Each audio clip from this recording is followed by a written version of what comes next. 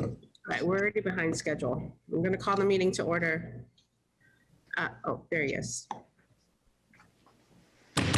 City Council will meet on Thursday, June 10, 2021 at 7 p.m. remotely to hold its regular meeting for the purpose of discussing any and all business pursuant to Governor Baker's March 12, 2020 order suspending certain provisions of the Open Meeting Law, General Law, Chapter 38, Section 20, and the Governor's March 15, 2020 order imposing strict limitation on the number of people that may gather in one place. This meeting of Salem City Council will be conducted via remote participation to the greatest extent possible. Specific information and the general guidelines for remote participation by members of the public and or parties with a right and or requirement to attend this meeting can be found on the city's website at salem.com. No in-person attendance of members of the public will be permitted, but every effort will be made to ensure that the public can adequately access the proceedings in real time via technological means. In the event that we are unable to do so despite best efforts, we will post on the city's website an audio or video recording, transcript, or other comprehensive record of proceedings as soon as possible after the meeting. For this meeting, members of the public who wish to watch, listen, or provide comment, if applicable, during the meeting may do so by following the Zoom link. I'm hearing a lot of background noise. If, I don't know, Nocturio, if you could mute yourself, thank you. Sorry, that was me getting my paperwork in order. Please click on the webinar link on salem.com or go to zoom.us/join, enter meeting webinar ID 873-7098-7827, followed by the meeting password, provide an agenda, and by telephone, the toll-free number is 877-853-5257 or 888-475-4499. When prompted, enter meeting webinar ID 873-7098-7827 and follow the instructions to join the meeting. If you are dialing in by phone, you may dial *9 to raise your hand to speak, if sign up for public testimony, or to participate in the public hearing portion of the agenda. You can watch this meeting live on SITV on channel 22. Members of the public wishing to speak on the agenda items must follow the how to sign up for a public testimony outlined agenda. If you wish to speak during public hearings designated on the agenda, you may raise your hand. Thank you for putting that on one page, Madam City Clerk. Regular meeting of the City Council being held remotely on Thursday, June 10th, 2021 at 7 p.m. for the purpose of transacting any and all business. Notice of this meeting was posted on June 8th, 2021 at 8:32 a.m. This meeting is being taped or recorded, is live on SATV and on Facebook. Absent are none. Council President Madore presided. Councillor Flynn moves to dispense with the reading of the record of the previous meeting. All those in favor? See 11 hands. All those opposed? The mayor carries. President Madore requests that everyone please rise to recite the Pledge of Allegiance led by Councillor Riccardi. I pledge allegiance to the flag of the United States of America and to the republic for which it stands, one nation, under God, indivisible, with liberty and justice for all. Thank you.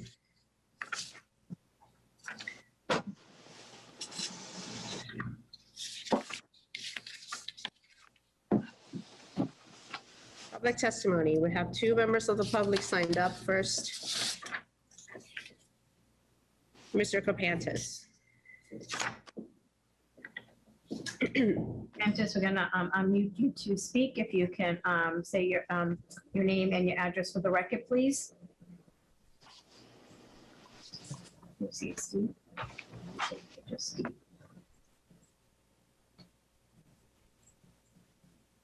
You're all set, Mr. Kapantis. If you can unmute yourself, please. Thank you. Good evening, Steve Kapantis, 23A Wisteria Street, Salem, Mass. I'll speak briefly about the moratorium that's on the agenda tonight. Although I understand Matt is not coming up in a committee due to priorities, due to pertinence, or even sometimes just availability of time.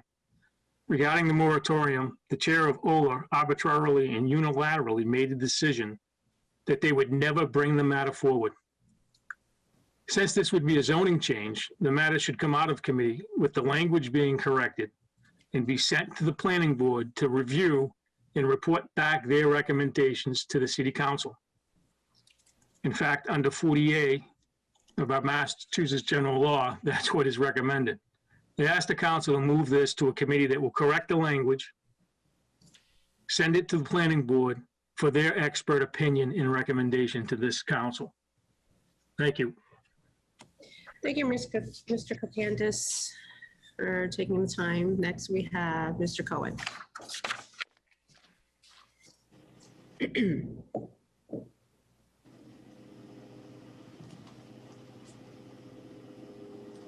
Mr. Cohen, we're going to unmute you to allow you to speak. If you can unmute yourself.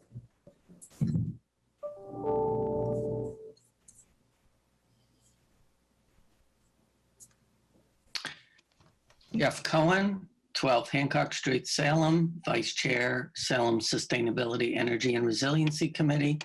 Thank you, Council President. I want to preface my remarks by saying that I very much appreciate Council Turiel's clever remarks about the council chamber. And just to put some context in it, in 12 years and 3 months, people in the council will be swimming to the council chamber. And that is why I'm so excited that the council will be considering and hopefully pass unanimously within the budget. It was 4-0 last night, the adoption of a Sustainability and Resiliency Committee. I also want to say that we should never put politics over process. If there is a motion such as the temporary moratorium to take it out of the OLA committee and place it in another committee, politics should not dictate that it goes to the inappropriate committee. Instead of the Community and Economic Development Committee, it should be naturally directed to the Public Health, Safety and Environment, although I believe that the OLA committee is the appropriate place for it to reside. Thank you very much. Thank you, Mr. Cohen, for taking the time to come out tonight. And that concludes public testimony. Next hearings. We have held from the May 13th, 2021 meeting an order from Verizon Wireless to install telecommunications on Bridge Street. Councilor Riccardi.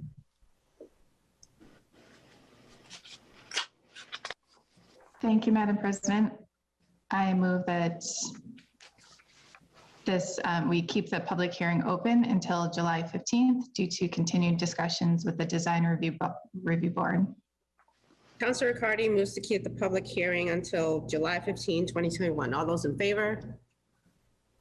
I see 11 hands. All those opposed? The hearing is kept open. Next hearings. We have an order from Comcast to install a conduit on 260-262 Essex Street. Councilor Happer. Oh.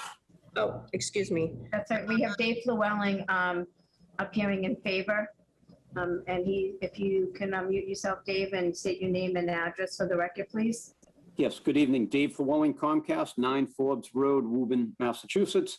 I would like to speak in favor of the Comcast petition for Essex Street, starting at the existing Comcast manhole, excavating to place 1 4-inch PVC conduit, 31 feet plus or minus, to a proposed 24 by 36-inch vault to be located in the sidewalk of number 260, 262 Essex Street. The reason for this vault in the sidewalk is the existing manhole that is currently in the street is basically filled to capacity with no room for expansion, and therefore the need for this vault to be placed in the sidewalk for additional equipment.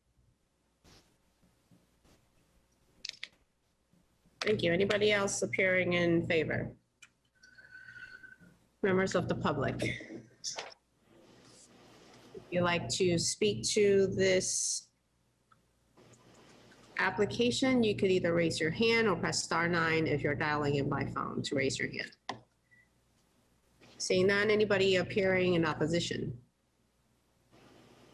Seeing none, Councilor Hopworth. Thank you, Madam President. I'd like to move that we close the public hearing. Councilor Hopworth moves to close the public hearing. All those in favor? See 11 hands. All those opposed? The hearing is closed. Counselor Hapworth. Thank you, Madam President. I would move for confirmation by roll call vote. Counselor Hapworth moves to grant, move that this be granted by roll call vote. Madam C. Clerk. Council Torrio, Yes.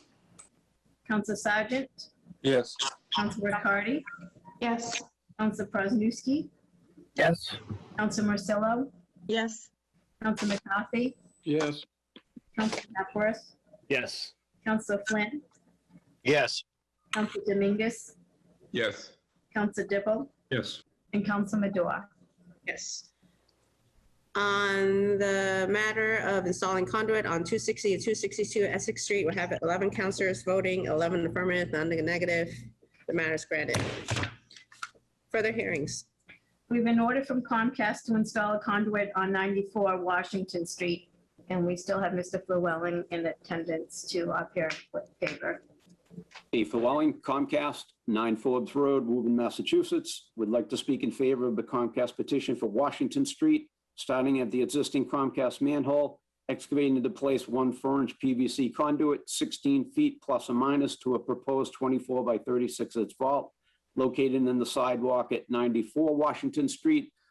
This is the same scenario. The existing manhole that's in the street is basically filled with to capacity and therefore cannot handle any additional equipment. And that's why we need to put this vault in the sidewalk. Thank you. Anyone else appearing in favor? Members of the council or members of the public? Seeing none, anyone appearing in opposition? You can raise your hand or press *9. Seeing none, Councilor Hapworth. Thank you, Madam President. I move that we close the public hearing. Councilor Hapworth moves to close the public hearing. All those in favor? 11 hands, all those opposed, the hearing is closed. Councilor Hapworth. Thank you, Madam President. I move that this be granted by roll call vote. Councilor Hapworth moves that this be granted by roll call vote. Madam Clerk. Council Torrio, Yes. Council Sargent, Yes. Council Riccardi, Yes. Council Presnewski, Yes. Council Marcillo, yes, Council McCarthy, Yes. Council Hepworth, Yes. Council Flynn, Yes. Council Dominguez, Yes. Council Dibble, Yes. and Council Madore. Yes. Under order to install conduit on 94 Washington Street, we have 11 councilors voting, 11 affirmative, none in negative. The matter is granted. Appointments and reappointments. We have held from the last meeting the mayor's appointment of Rachel Blasdell to the position of Assistant Treasurer with a term to expire January 31st, 2023. Councilor Hapworth. Thank you, Madam President. I move for confirmation by roll call vote. Councilor Hapworth moves for confirmation by roll call vote. Under discussion. I just want to welcome Ms. Blaisdell. I believe she's a Salem State graduate. I think she comes to us from a nursing facility in Marblehead. Just want to welcome her to the team. Thank you so much. So happy to be here. Ms. If you could hold your comments until we take the roll call to confirm you. Any further discussion? Seeing none, Madam C. Clerk, please call the roll. Council Torrio, Yes. Council Sargent, Yes.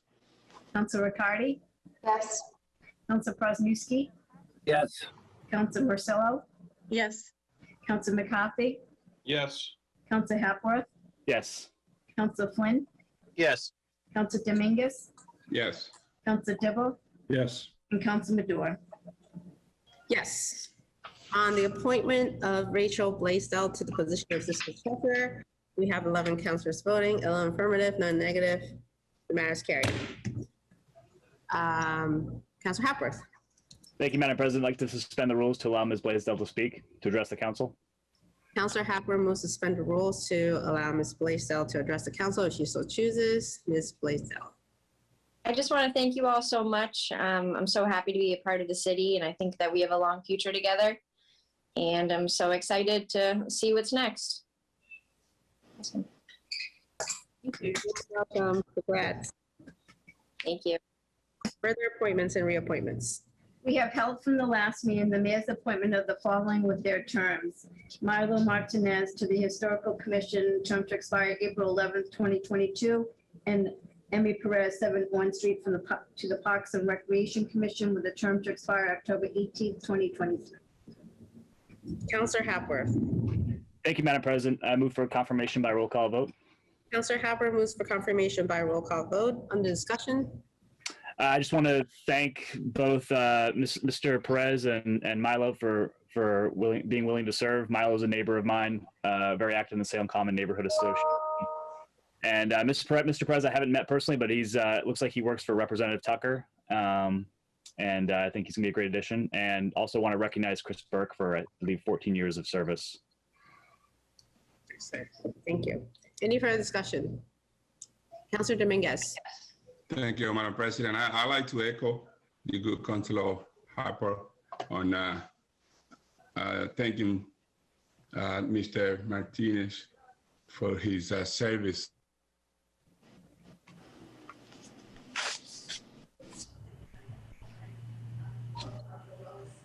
Thank you. Any further discussion? Seeing none, Madam City Clerk, please call.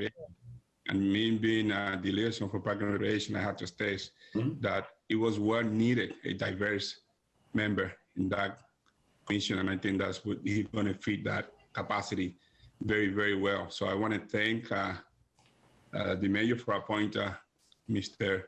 Perez. Well needed. I think that this is a good reflection of the diverse community that we are here in Salem, and I hopefully wanted to continue to see more than that in every commission, because I think that the diverse is what the richness that we have in Salem, but we need to reflect that in every corner of the city. Thank you. Thank you. Was I cut off? Okay. Counselor DeVoe. Thank you, Madam President. Can you hear me now? Okay.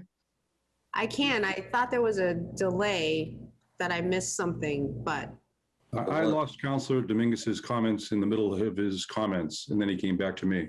So I'd just like to echo the good Councilor Dominguez's comments. I think Milo and Emmy will do a wonderful job helping the city of Salem.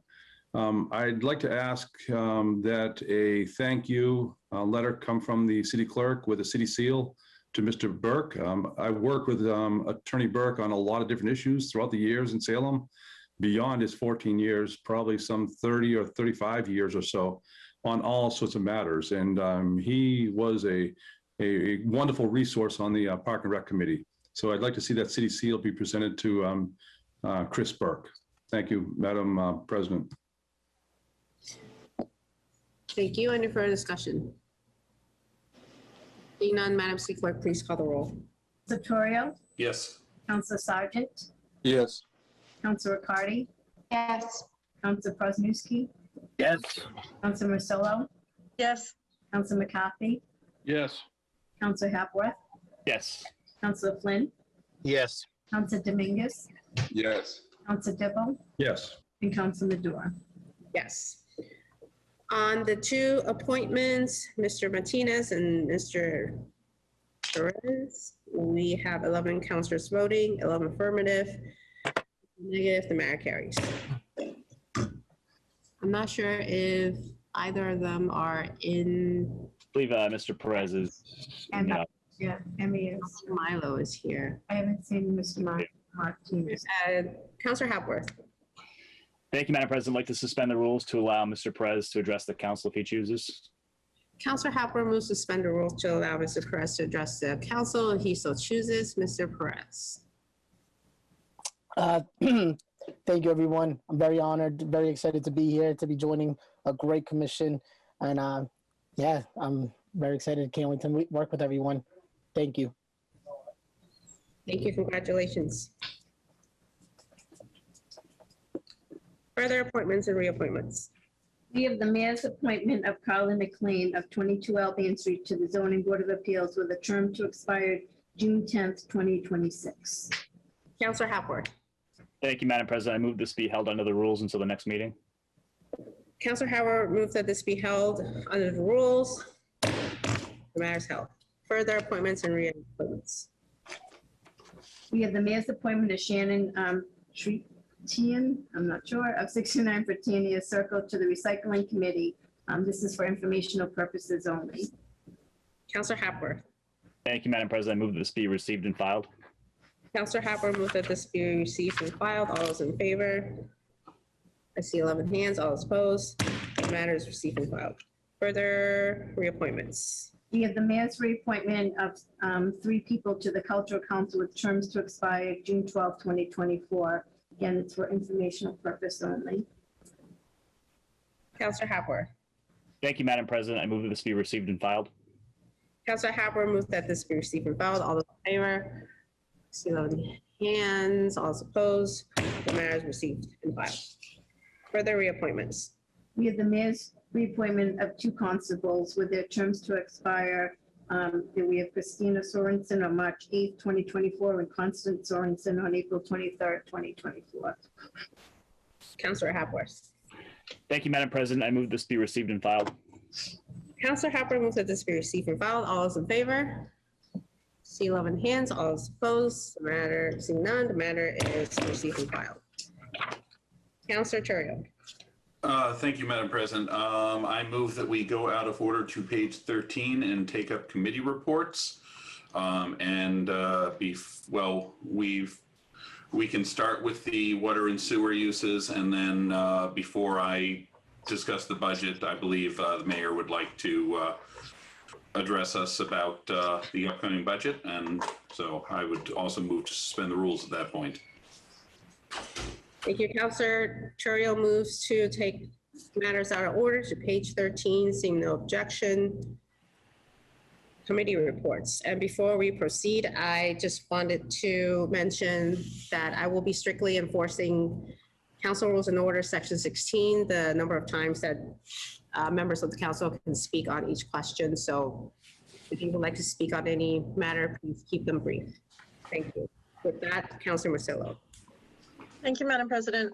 In City Council, June 10th, 2021, the Committee on Ordinances, Licenses, and Legal Affairs co-posted with the Committee of the Whole, to whom was referred the matter of discussing amending rates for use of water, has considered said matter and would recommend adoption for first passage by roll call vote. On the acceptance of the report, all those in favor? See 11 hands. All those opposed?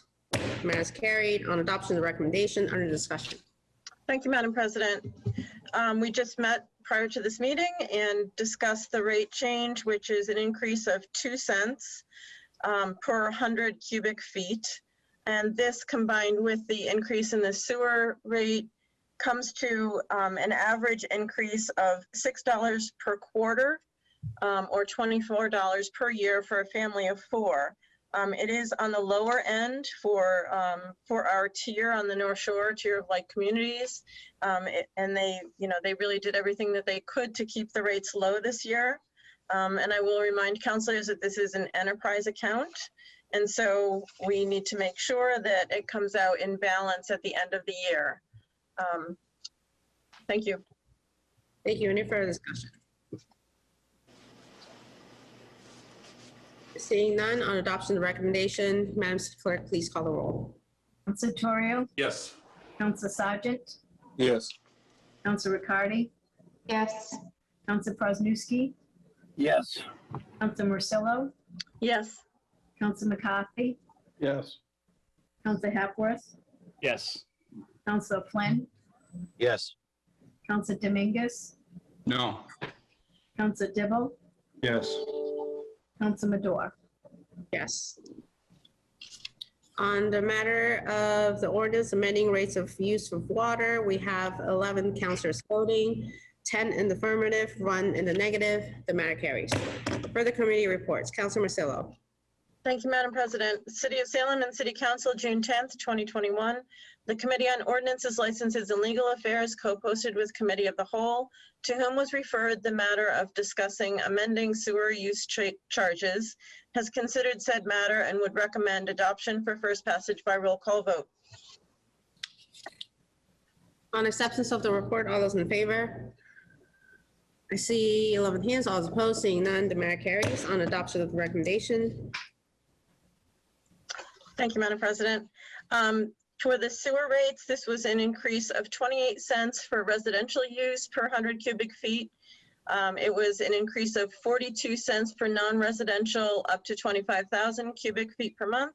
And then an increase of 54 cents for non-residential greater than 25,000 cubic feet. And again, this combined with the water increase came out to $6 per quarter or $24 per year for a family of 4 on average. Thank you. Sorry, did we already vote on acceptance of the report? Okay, thank you. A little woozy today. On adoption of the recommendation, any further discussion? Seeing none, Madam C. Clerk, please call the roll.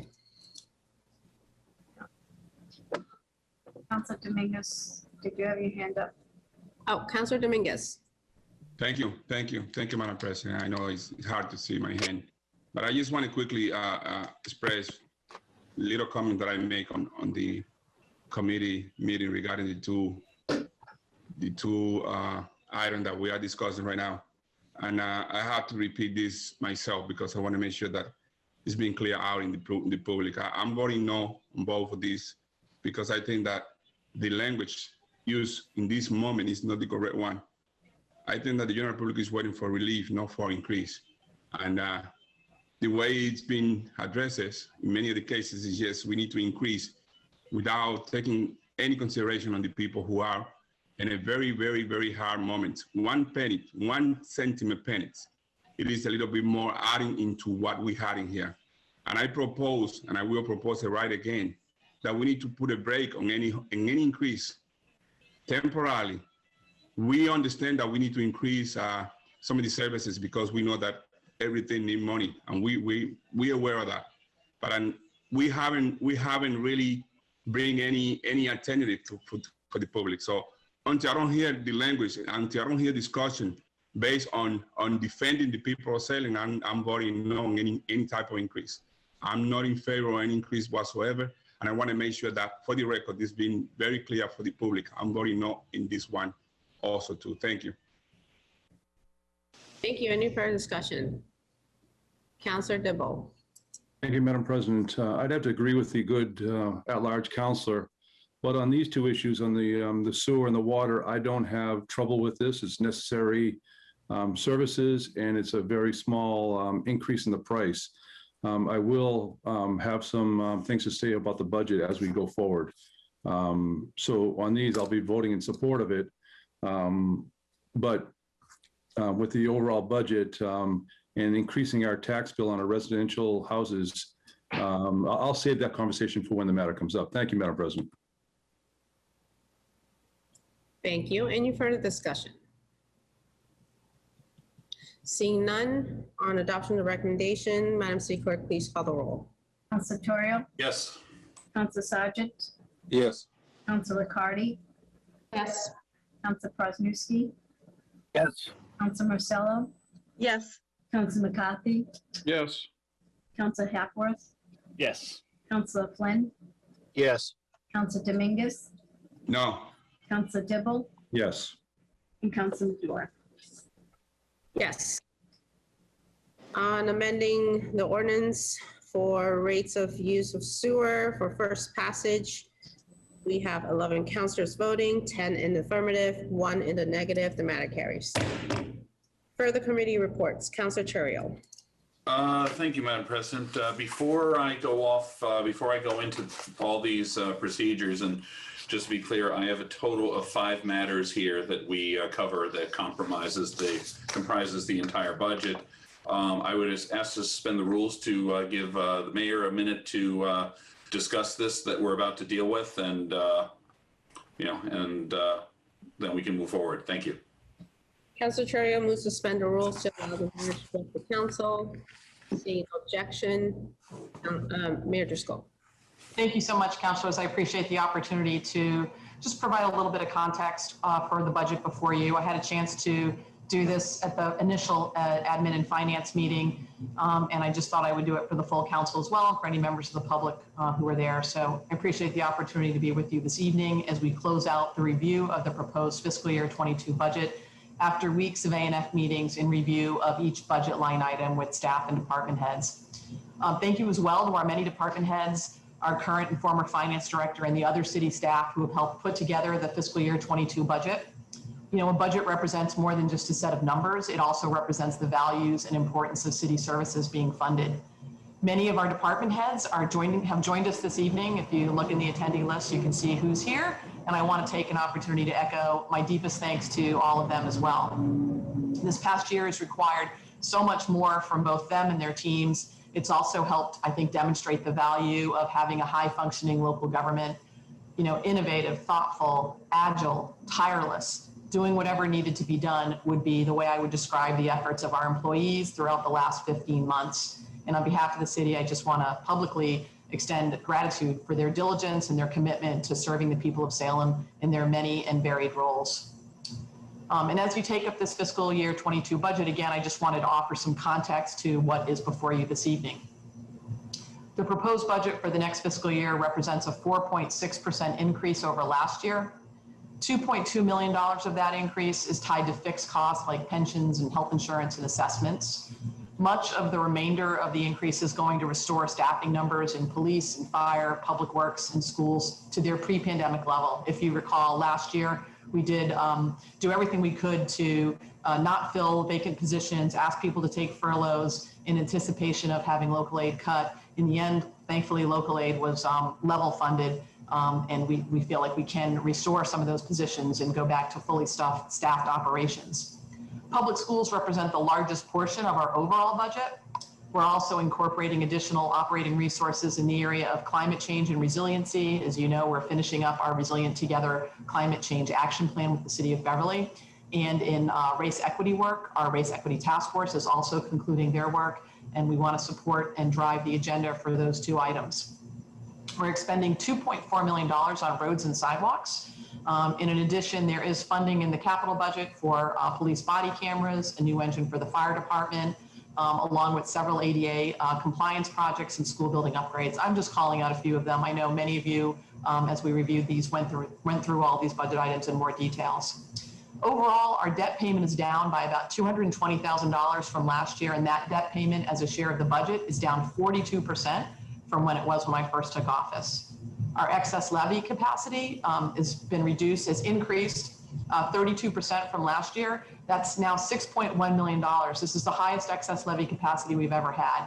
Keep in mind, this is the amount of dollars that we could tax people with, that we'd be legally permitted to do, but we are $6 million below our levy limit. Now, we'll probably tap some of that as we head into our tax rate setting process, but right now, based on what we have before us, we're at a healthy limit.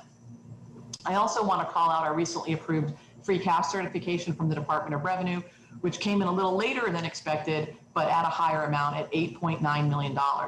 Following our standard protocols for financial management, we'll be proposing transfers to stabilization and short-term capital and OPEB accounts as part of our way of ensuring that we're putting dollars away for items that we know may come up later. The stabilization fund balance is currently at nearly $8 million, meaning between free cash and stabilization fund, our collective efforts as an administration and a council, and it is collective. I know, you know, when I came into office, we were not in this good a shape at all. But these sound financial practices and balances are part of the diligence of the thoughtful work we've done through a number of years. These are some of the reasons why Salem now enjoys the strongest bond rating in our city's history, and why we continually receive certifications from the GFOA, a national government finance watchdog organization, for our budget practices and our financial reporting. There's still only a handful of communities in Massachusetts that receive these awards for both budgets and CAFRAs. Our operating budget per capita is the third lowest on the North Shore, and we're really proud that over the last decade, we've held the average annual budget increase to just 3.2%. Since we're always striving to keep taxes reasonable, we know this fiscal discipline has had a positive impact on managing our residents' tax burden. Over the last 15 years, the average tax bill in Salem increased by 3.3% per year. In the 15 years prior to that, before I took office, that rate was double that number. I know that some folks have suggested we should be cutting our way to lower taxes, and believe me, I understand the need and desire to question expenditures. In fact, the budget before you was $15.2 million less than what department heads requested. Many of them are watching this meeting. They know we go painstakingly through requests, and many of them are items that I think are worthy, but we also are trying to balance the impact to taxpayers. This process starts months before this document is filed with the council, entails dozens of meetings and careful reviews of operational and capital requests from each department. We prioritize, justify, and if possible, identify alternative funding sources for every expense. And as I said, there are many worthwhile items that get left on the cutting room floor. Cutting further would impact services. You can lose weight by cutting off your left arm, but nobody really wants to do it that way. It's not responsible or healthy. And I don't think it's what Salem residents want either. In our annual residents survey, we ask about support for different approaches to saving the city money. And consistently, for the last decade or more, the notions of cutting services and laying off city employees, they regularly score at the bottom of the list. If anything, I think people want us to take on more services, as do I at times.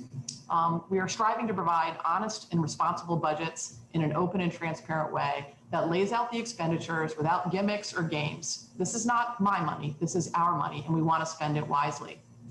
Here in Salem, our budget process has always been about bringing before the City Council a recommendation that has already been pared down to what we view as essential and necessary to best serve our constituents. We also don't want to ignore spending needs in areas that we know have value to our community, whether it's roads and sidewalks or climate change and race equity. These are investments, and this budget represents our best efforts to invest in the short and long-term progress of our city. I want to also point out that none of this is possible without growth. Responsible, appropriately managed, and carefully scrutinized growth is what provides new revenues, new jobs, and new housing in our community to support our city's needs. New growth this year is estimated to come in at $1.5 million. That's $1.5 million fewer dollars we need to seek from existing taxpayers. Again, not to mention the housing and jobs that it creates. Our new growth usually comes close to matching our fixed cost increases. And as I've said at our A&F committee meetings, on July 1st, we've got to write out a check for close to $2 million of new items before we pave another road, fix another sidewalk, give anybody a raise. Those are just items that we have to pay. That's why this new growth is important to us to help ensure that we're able to keep taxes as low as they possibly can be. It's also part of how we're able to rebound from our economy. Over the last year, we've had a net zero loss in businesses, I think largely due to the way our community rallied around our small business owners. And we're seeing more people here, and I'm really hopeful that we're going to have a strong post-pandemic recovery. We're not out of the woods yet, but I think we're getting there. And we know without growth, we'd see substantial tax increases for our current homeowners. I was grateful to be able to attend every budget meeting, and I really appreciate the thoughtful discussion and debate that took place during the budget hearing this year, as I do every year. I'm grateful to the A&F committee, the extra time. I was an A&F chair when I was on the council. I know it's a lot of work, and I know you take that seriously. I welcome the council's engagement all year long around our budget decisions. I know it can be complicated, and there are always trade-offs that we have to make as a community and as a council and administration. But I believe the final product we get is better served by our respectful and constructive approach to the fiscal challenges our community faces. We haven't let politics get in the way of doing the people's business. And this final product, I think, reflects our values as a community, the hard work of our staff, and most importantly, our desire to be a city that works for everyone. And again, I want to thank, in particular, the members of the A&F committee, but the full council for the time and diligence you spent reviewing this year's budget. I also want to thank our finance team led by Anna Friedman and all of our department heads for their work on this budget, for the extra effort it went into this year in particular. I'm proud of the budget. I think we're taking a balanced and responsible approach to investing in city services, doing the things that residents want and expect while also being mindful of the affordability needs of property owners. And thank you for the opportunity to address you this evening and provide these comments. Thank you, Councilor Terrio. Thank you, Madam President. So this is our first matter. City of Salem City Council, June 10th, 2021, the Committee on Administration and Finance co-posted with the Committee of the Whole, to whom was referred the matter of a bond order in the amount of $9,819,000 for fiscal year 2022. General Fund Capital Improvement Program has considered said matter and would recommend adoption for first passage by roll call vote. On acceptance of the report, all those in favor? see your hands. I see 10 hands. All is opposed. Seeing none, the matter carries. Yes, yes. Okay, Councilor Sargent. That was slow, sorry. On adoption of the recommendation, Councilor Terrio. Thank you, Madam President.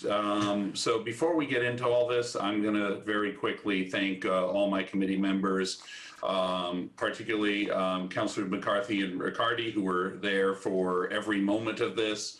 Councilor Flynn had to miss a couple of these due to his day job, but he helps a lot when he's when he was able to be in attendance. And unfortunately, due to the rules, he couldn't call in from the firehouse. Councilor Dibble was in the first several days of it and was in today. At one point, we had to draft Councilor Przewski to help us out for a while on the committee, and he did good service for us. So we had a bonus committee member this year, and every member of the city council attended at least one of these meetings, if not more. Councilor Morcillo was in most of them. Councilor Hapworth was in a couple. Everybody came in to at least one meeting for matters that were of interest to them. We had a pretty good give and take, I think, with the with the department heads. Anna Friedman this was kind of her baptism by fire with us, starting work a few weeks ago and plunging straight into the budget. We had a couple little minor glitches with some of the spreadsheets that we corrected during the committee meetings to get the bottom line totals right. And, I think overall it was a good process, and we got, for the things that people had questions on, I think there were generally good answers. I look forward to future city councils having even better accounting practices as we go on. But having chaired ANF now 5 times in my 10 years on the city council, and this one being my last, I think this is a responsibility that I've always taken really seriously. It's a very important job to scrutinize the numbers, and it's not so much about what the administration wants to add or what we might want to wish to add or wish to cut. It's mainly about being able to understand exactly what the city is up to and where it's going, and have that openness that we need. And it's a really, like I said, it's a really major responsibility for us as a body, for this committee, and for myself as chair. And even though it's a ton of work over a couple of weeks, this is one of the things I'm going to miss coming, next year. So I'll probably start looking at spreadsheets, in late May, just to keep, sharp on it. So anyway, with that, this is the bond order for all of our general capital improvement plan project work for the next year. Things like the new, in particular, I'll point to just things like the new fire engine that's coming in, other expenditures like that, regular engineering expenses, road work, and all the like. And so this is the general spending order for the year, and then the next one will be the water and sewer. So with that, I move for approval. Any further discussion on the bond order, general fund CIP? Councilor Flynn. Thank you, Madam President. Just to the chair of ANF, I know you discussed I could vote on these issues during tonight. Does that fall through for our meeting tonight as well? Yes. For myself and the good at large Councilor Przewski, regarding police issues in the capital improvement. Yes, if I may answer, Madam President. Go ahead, Councilor Terrio. Thank you. In general, the rule that we operate under here is that all members can vote things on things like bonds where it is pooled with other expenses. They can vote on the actual total budget. What normally you cannot vote on is departments where you have a direct current, yourself or immediate family connection. So Councilor Przewski can't vote on the police department budget, but can vote on the capital expenses that the police department is going to be receiving. You, Councilor Flynn, can vote on the bonding and the capital funding there, but you can't vote on the fire department budget, just the overall budget. Councilor McCarthy, the same thing with the recreation, Parks and Recreation, and the Council on Aging, and so forth and so on. So it's departmental budgets in general that you cannot vote on if you have an affiliation or connection. Okay, thank you. I just wanted the public to know that good explanation. Thank you. Thank you. Any further discussion on the bond order? Counselor DeBoe. Thank you, Madam President. I am in full support of assisting our police department and our fire department and other departments. But on this one, I'm going to be voting against this because there's just additional costs in here that we just don't need to absorb. Coming out of a COVID pandemic with our taxes keep going up, people simply can't, as the good Councilor Dominguez talked about earlier, people simply can't afford additional increases like this. And with all these increases in the budget, with the additional personnel being hired in several different departments across City Hall will be growing. And I don't believe a single item, well, I know not a single item was cut from this year's budget at all. And that's kind of our jobs as city councilors. I think only one item has been cut in the last 6 years, very small item.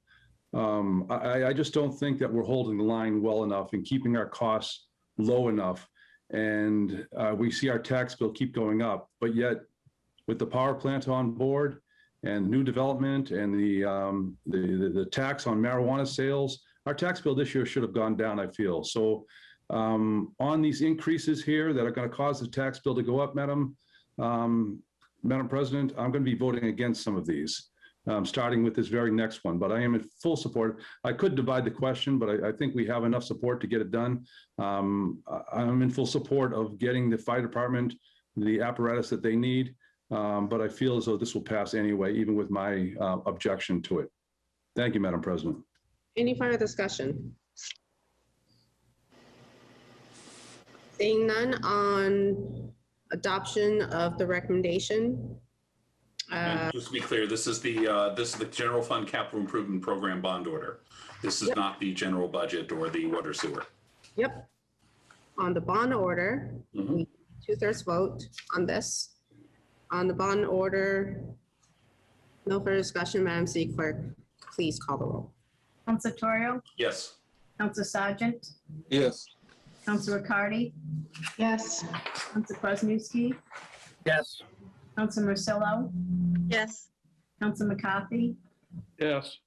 Counselor Harris, Yes. Counselor Flynn, Yes. Counselor Dominguez, No. Counselor DeBoe, No. and Counselor Madore. Yes.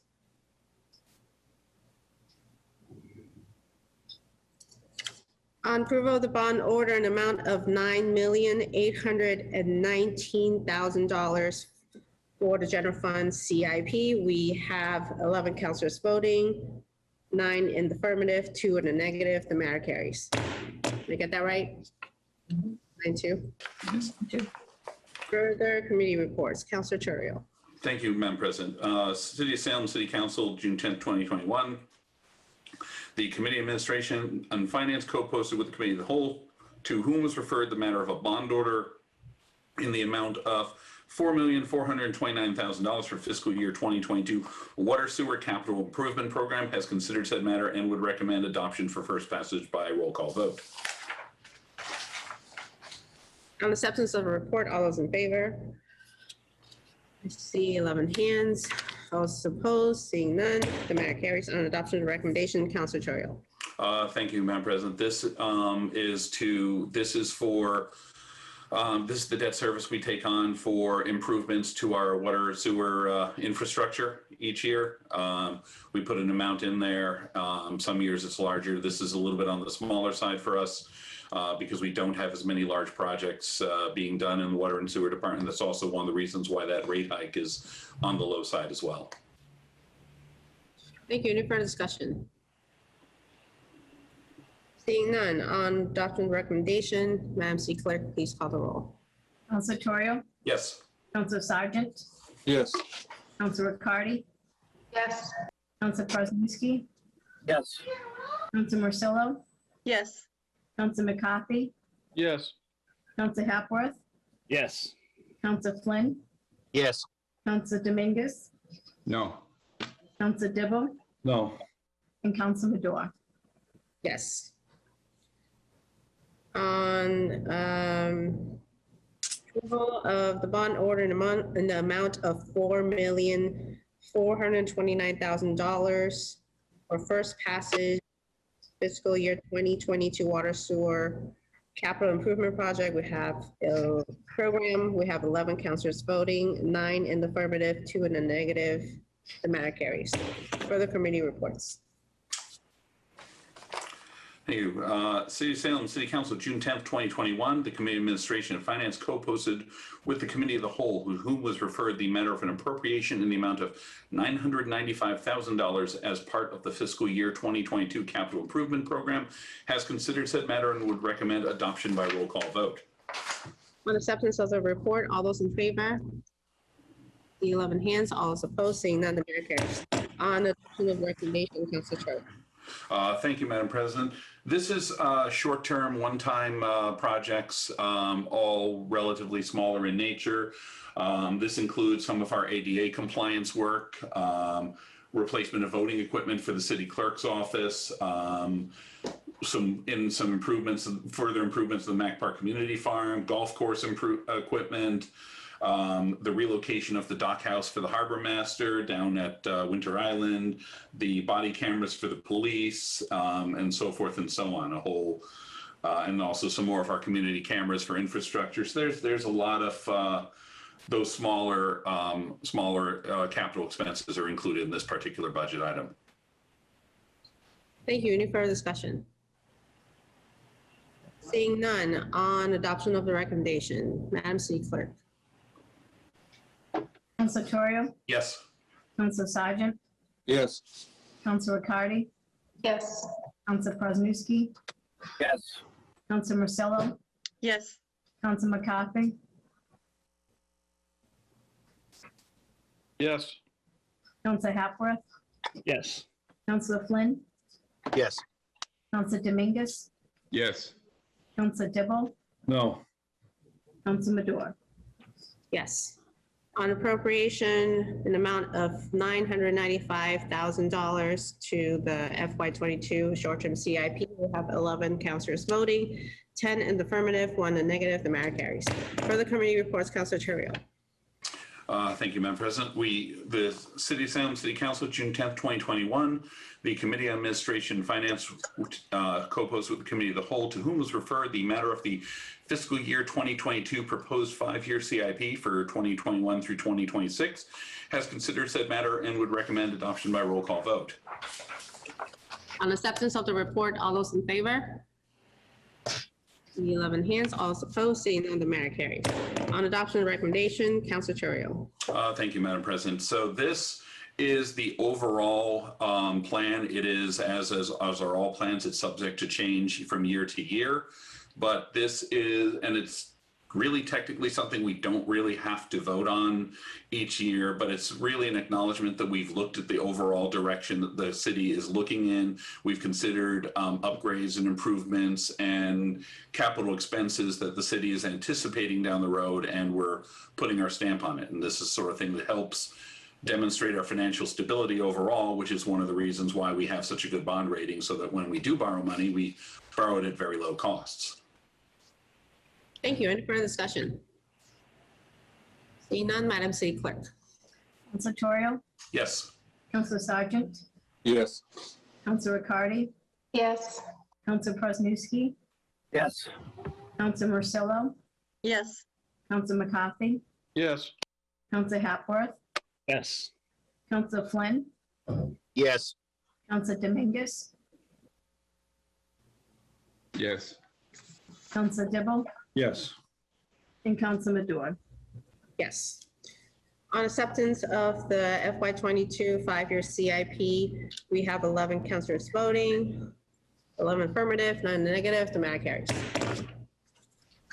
Further committee reports. Councilor Terrio. Thank you, Madam President. This is the major one. The Committee on Salem City Council, June 10th, 2021. The Committee on Administration and Finance co-posts with the Committee of the Whole, to whom was referred the matter of fiscal year 2022 budget, has considered said matter and would recommend adoption by roll call vote that the budget for fiscal year 2022 be adopted in the amount of $179,868,048. And we move that be adopted by roll call vote. And I'll explain after the committee report. On acceptance of the report, all those in favor? I see 11 hands, all those opposed, seeing none, the mayor carries. Further reports. Thank you, Madam President. So this is the overall budget, and the way we will go through this, generally speaking, the budget was referred to the committee as in its entirety as a whole, and we broke down the committee meetings into multiple meetings over 5 meetings over 5 different days, where we went through various departments and bonds and capital expenses and all the rest. We discussed these on a department by department basis and then voted today on the bonding and capital improvement based on each department's feedback. As we go through this, we will be listing out individual departments. We voted in committee on the actual split between personnel and non-personnel expenses. So really, we're going to be going through the departmental budget totals here. We've already established what the amounts are, and it's really just a housekeeping matter at that point. For the individual departments, unless there's somebody who wants to make, who wants to state some things particularly, a hand vote is sufficient for these departmental votes, and a full roll call vote is required at the end for the entire budget. So. Thank you. With that. Thank you. So first we have the mayor's departmental budget for fiscal year 2022 in personnel and non-personnel expenses in a total of $610,837. On acceptance of the mayor's. It's not acceptance, it would be on that particular matter. Just, on that matter.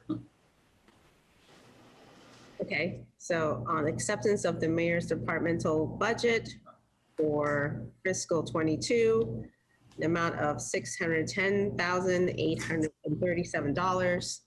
Under discussion? No discussion for me. Seeing no discussion, all those in favor? I see 10 hands, all those opposed? Present, Madam President, present. 1 opposed, Present, he voted present, Madam President. 1 present, the matter carries.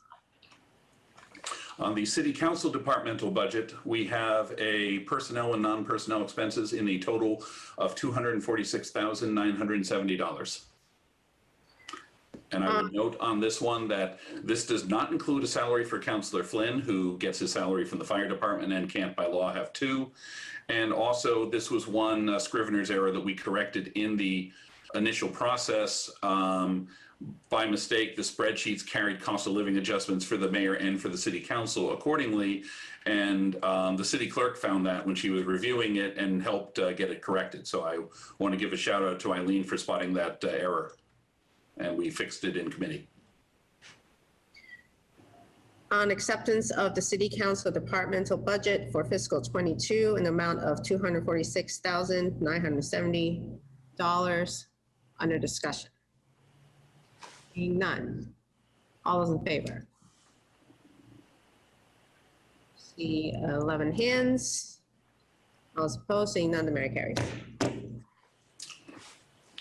The city clerk departmental budget for 2022, personnel and non-personnel expenses in the total of $323,961.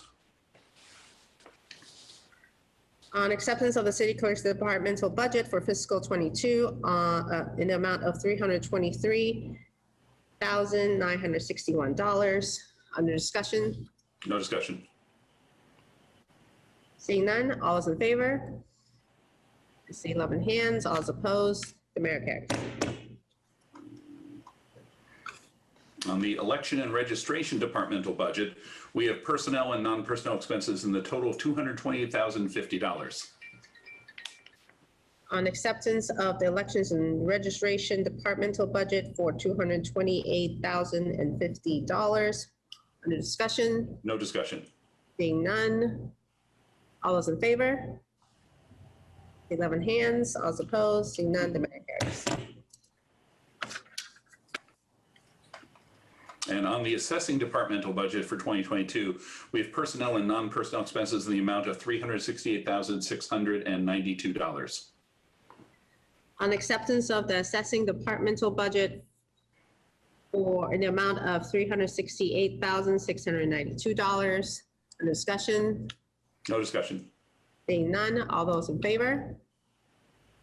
See 11 hands, all those opposed, the matter carries. Next, So on the next, we have the collector departmental budget, personnel and non-personnel expenses of $257,623. on acceptance of the collector's departmental budget for $257,623. Under discussion, No discussion. seeing none, all those in favor? See 11 hands, all those opposed, the matter carries. And on the IT departmental budget for fiscal year 2022, we have personnel and non-personnel expenses in the amount of $801,741 and fixed costs of $834,565. The departmental total is $1,636,306. On acceptance of the IT departmental budget, the amount of $1,636,306. Under discussion, No discussion, Madam President. seeing none, all those in favor?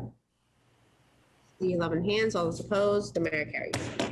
Next, Thank you, Madam President. We then have the Finance Department budget, personnel and non-personnel of total of $408,390. on acceptance of the finance departmental budget of $408,390. Under discussion, No discussion. seeing none, all those in favor? 11 hands, all those opposed, seeing none, the matter carries. Next, We have the Parking Department budget, we have personnel and non-personnel expenses in the amount of $1,346,667. on acceptance of the parking department budget in amount of $1,346,667. Under discussion, No discussion. seeing none, all those in favor? See 10 hands, all those opposed? One opposed? Matter carries. All right, we have the Purchasing Departmental budget. That has personnel and non-personnel expenses of $201,399, combined with fixed costs of $82,588, for a total of $283,987. On acceptance of the purchasing department budget, the total amount of $283,987. Under discussion, No discussion. seeing none, all those in favor? I see 11 hands, all those opposed, seeing none, the matter carries. All right, we have the Treasurer's Department. This one, just to say very quickly, this is where most of our fixed costs for things like retirement, assessments from the state, North Shore Vogue, they all are our insurance costs, our municipal insurance, those are all within here. So it's a huge departmental total and a lot of columns to read, which I'll do quickly. We have personnel and non-personnel expenses in total $446,892. Debt service expenses of $6,470,521. Short-term debt of $937,829. North Shore Regional Vocational Assessment of $2,602,989. State assessment expenses, this is what they take back for various services, $9,427,073. Contributory retirement personnel services of $13,676,803. Non-contributory retirement personnel services of $10,315. Medicare personnel services of $1,278,187, and municipal insurance non-personnel of $373,500 for a departmental total of $35,224,109.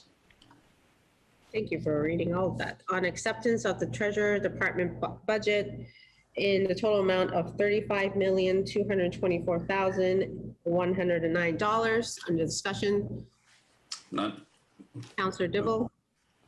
Thank you, Madam President. I spoke to the city treasurer today, and this is just a typo. The fourth line down, North Shore Regional Voc, because that school went away years ago, and it should simply read Essex Aggie and North Shore Technical School. So that's just a simply typo. I thought that we were having to pay for some residual from years ago, but no, that's not the case.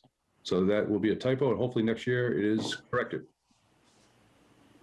Thank you, Counselor. The typo is noted. Madam City Clerk, you can record that in the minutes. Any further discussion? Seeing none, all those in favor? See 11 hands, all is opposed. Seeing none, the matter carries.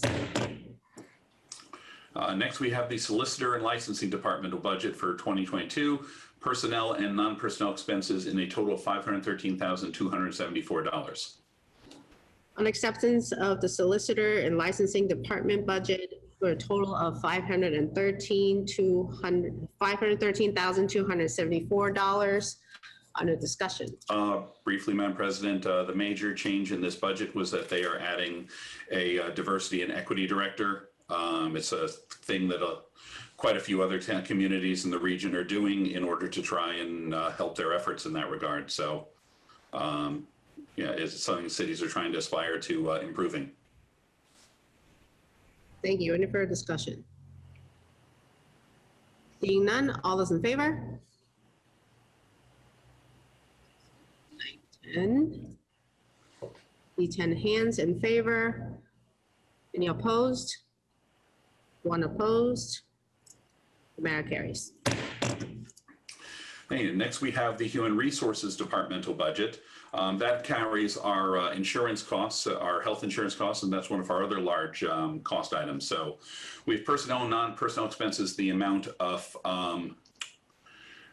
$543,245. One of the things that includes is our collective bargaining reserve for contracts that are to be settled later this year. So it's all stored in the Human Resources Department, and then if and as it's needed, it will be transferred out through the City Council to departments that receive increases when their contracts are resolved. So that's totals $543,245. We also have a workman's comp personnel expense of $528,270. Unemployment compensation cost of $300,000, and group insurance personnel of $16,022,048 for a departmental total of $17,393,563.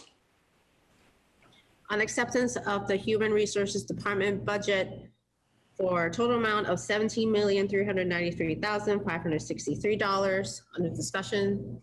No discussion. Seeing none, all those in favor? See 10 hands in favor. All those opposed? One opposed. The matter carries. Next, and Councillor Flynn, if you could recuse yourself for this budget. Madam President, I have to recuse myself also. For fire? Yes. Okay. Any more recusals? So on the fire department departmental budget, that's a creative recusal. We have personnel and non-personnel expenses, the amount of $9,555,806. On acceptance of the fire department budget for a total amount of $9,555,806. We have two councilors recused, all others in favor or under discussion. No discussion. Councilors in favor? I see 9 hands. We have 2 recused. Any opposed? Seeing none, the matter carries. Thank you. We now have, well, now Councilor Krasinski will be recusing himself. We have the police departmental budget, personnel, non-personnel, in the amount of $11,602,528. And I had to double check that number for a second, but yeah. Any further recusals? Okay. On acceptance of the police department budget for a total of $11,602,528. Under discussion, No discussion. seeing none, all those in favor? I see 10 hands, all those opposed? Seeing none, we have one recused, the matter carries. Next, we have the Harbor Master departmental budget. 300, it's personnel and non-personnel in the amount of $387,781. On acceptance of the Harbor Master Department budget for a total amount of $387,781.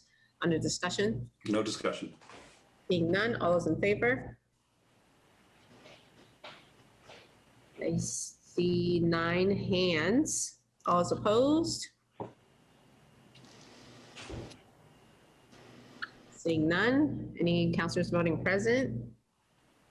Madam President, my hand was up in the affirmative. Okay, let's do that again. On the Harbor Master's budget, all those in favor? See, There we go. hands, all those opposed, seeing none, the matter carries. Thank you.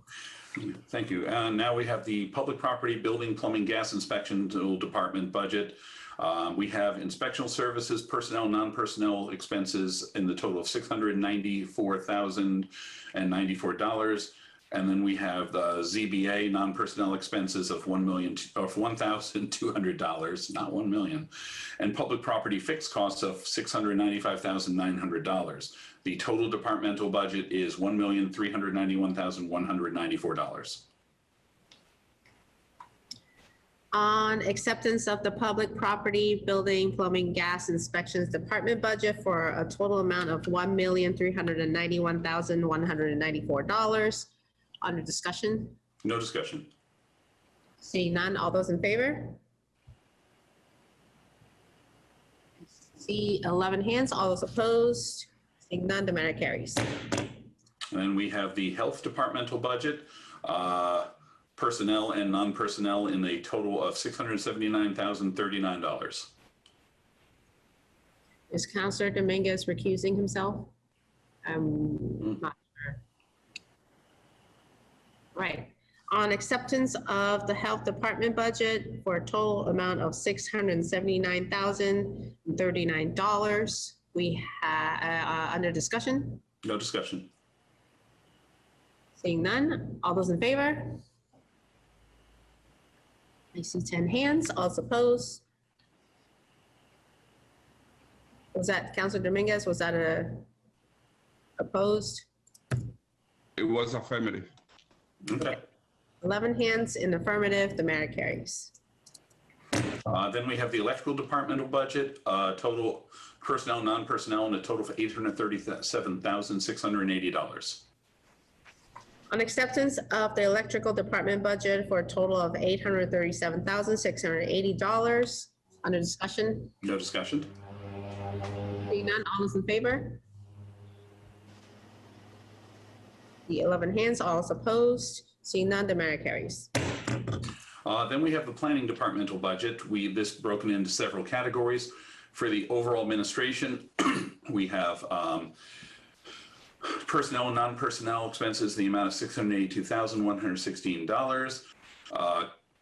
Conservation Commission personnel, non-personnel expenses in the amount of $29,679. Planning Board personnel, non-personnel expenses in the amount of $36,990. Market and Tourism Commission non-personnel expenses in the amount of $311,950. And then Historical Commission personnel and non-personnel expenses in the amount of $32,924. The departmental total is $1,093,659. On acceptance of the planning department budget for a total amount of $1,093,659. Under discussion? Thank you, Madam President. Just briefly, one of the major things in here in that Market and Tourist Commission that is a large piece of that budget is that that's the mechanism by which Destination Salem's funding out of our hotel and meals tax is conveyed to them. Thank you. Any further discussion? Seeing none, all those in favor? I see 10 hands in favor, all is opposed, 1 opposed. The matter carries. Thank you. We have the Public Services Departmental Budget. We have Public Services, this is 2 categories here. Public Services Personnel, Non-Personnel in the amount of $3,464,641. And then Snow and Ice Personnel and Non-Personnel in the amount of $458,935. The departmental total is $3,923,576. On acceptance of the Public Services Department budget for a total amount of $3,923,576. Under discussion? Thank you, Madam President. This one in the major thing here that affects things, the Snow and Ice budget is not actually what we spend every year. This is the baseline budget we put in for it, because under the state rules, once you put it in, you can't take it out. So we always run a deficit in this account. This was a very good year from a Snow and Ice perspective, cost-wise, but then we just allocate that out of free cash as needed at the end of the season. Thank you. Any further discussion? Seeing none, all those in favor? 11 hands, all those opposed, seeing none, the matter carries. The engineering departmental budget, that is personnel and non-personnel expenses in the total of $174,377. On acceptance of the engineering department budget for a total amount of $174,377. Under discussion? This is only the portion of the budget that's accounted for with the general fund. Another portion of the engineering department's budget for projects and project management is allocated within the enterprise funds. So we see that elsewhere in the budget as well. Thank you. Any further discussion? Seeing none, all those in favor? 11 hands, all those opposed, seeing none, the matter carries. Okay, and now is Recreation Community Services Departmental budget, for which we have to say a temporary farewell to the Ward 1 counselor. We have recreation personnel and non-personnel expenses in the amount of $650,742. Golf course personnel and non-personnel expenses in the amount of $526,235. Witch House personnel and non-personnel expenses in the amount of $281,755. Pioneer Village non-personnel expenses in the amount of $18,600. Winter Island personnel and non-personnel expenses in the amount of $282,717. And in a new category this year with the Charter Street Visitor Center coming open, we have Charter Street personnel and non-personnel expenses in a total of $130,540. for a departmental total of $1,890,589. On acceptance of the Recreation and Community Services Department budget for a total amount of $1,890,589. Under discussion? No discussion. No discussion, and let the record reflect that Councilor McCarthy has recused himself. All those in favor? 10 hands, all those opposed, seeing none, the matter carries. Next, we have the Council on Aging departmental budget. Councilor McCarthy will still be recused for this. We have personnel and non-personnel expenses in the amount of $588,620. On acceptance of the Council on Aging department budget for a total amount of $588,620. On discussion? No discussion. Seeing none, all those in favor? 10 hands, 1 recused, the matter carries. Next, we have the library departmental budget. That is personnel and non-personnel in the amount of $1,459,092. Thank you. Councilor McCarthy, do you still need to recuse yourself for this one? I don't believe he does, but he might have just stepped away for a moment. Okay. On acceptance of the library department budget for a total amount of $1,459,092. Under discussion? No discussion. For discussion, seeing none, all those in favor? See 11 hands. 10. 10 hands. 1 recused. All those opposed, seeing none, the matter carries. Then we have Veteran Services Departmental Budget, personnel and non-personnel expenses in a total of $533,069. On acceptance of the Veteran Services Department budget for a total amount of $533,069. Other discussion? No discussion. Seeing none, all those in favor? I see 11 hands, all those opposed, seeing none, the matter carries. And then we have the school departmental budget. This is the overall administrative and expenses. We have some detail in our package, and the allocation between those is covered by the school committee by law. We just deal with the total. Administrative and expenses total of $66,597,919. Thank you. On acceptance of the school department budget for a total amount of $66,597,919. The discussion. No discussion from me. Seeing none, all those in favor? I see 11 hands, all those opposed. Seeing none, the matter carries. In the budget transfers out of general fund, we have a total of $650,000. On the budget transfer of the total of $650,000. Under discussion, No discussion. seeing no further discussion, all those in favor? See 11 hands, all those opposed, seeing none, the matter carries.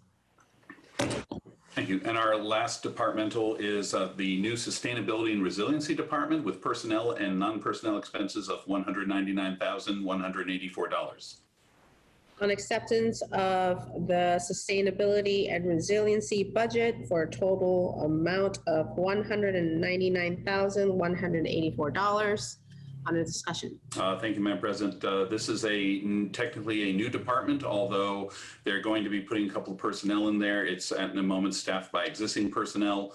It's basically a reorg. We're taking people who have those responsibilities elsewhere in the city government structure and putting them under one roof with the idea that they can work better in coordination to do things to save the city money on energy, help prepare us for help with our resiliency strategy, the things we have to do being a coastal city, and come up with ways to basically save energy and save money.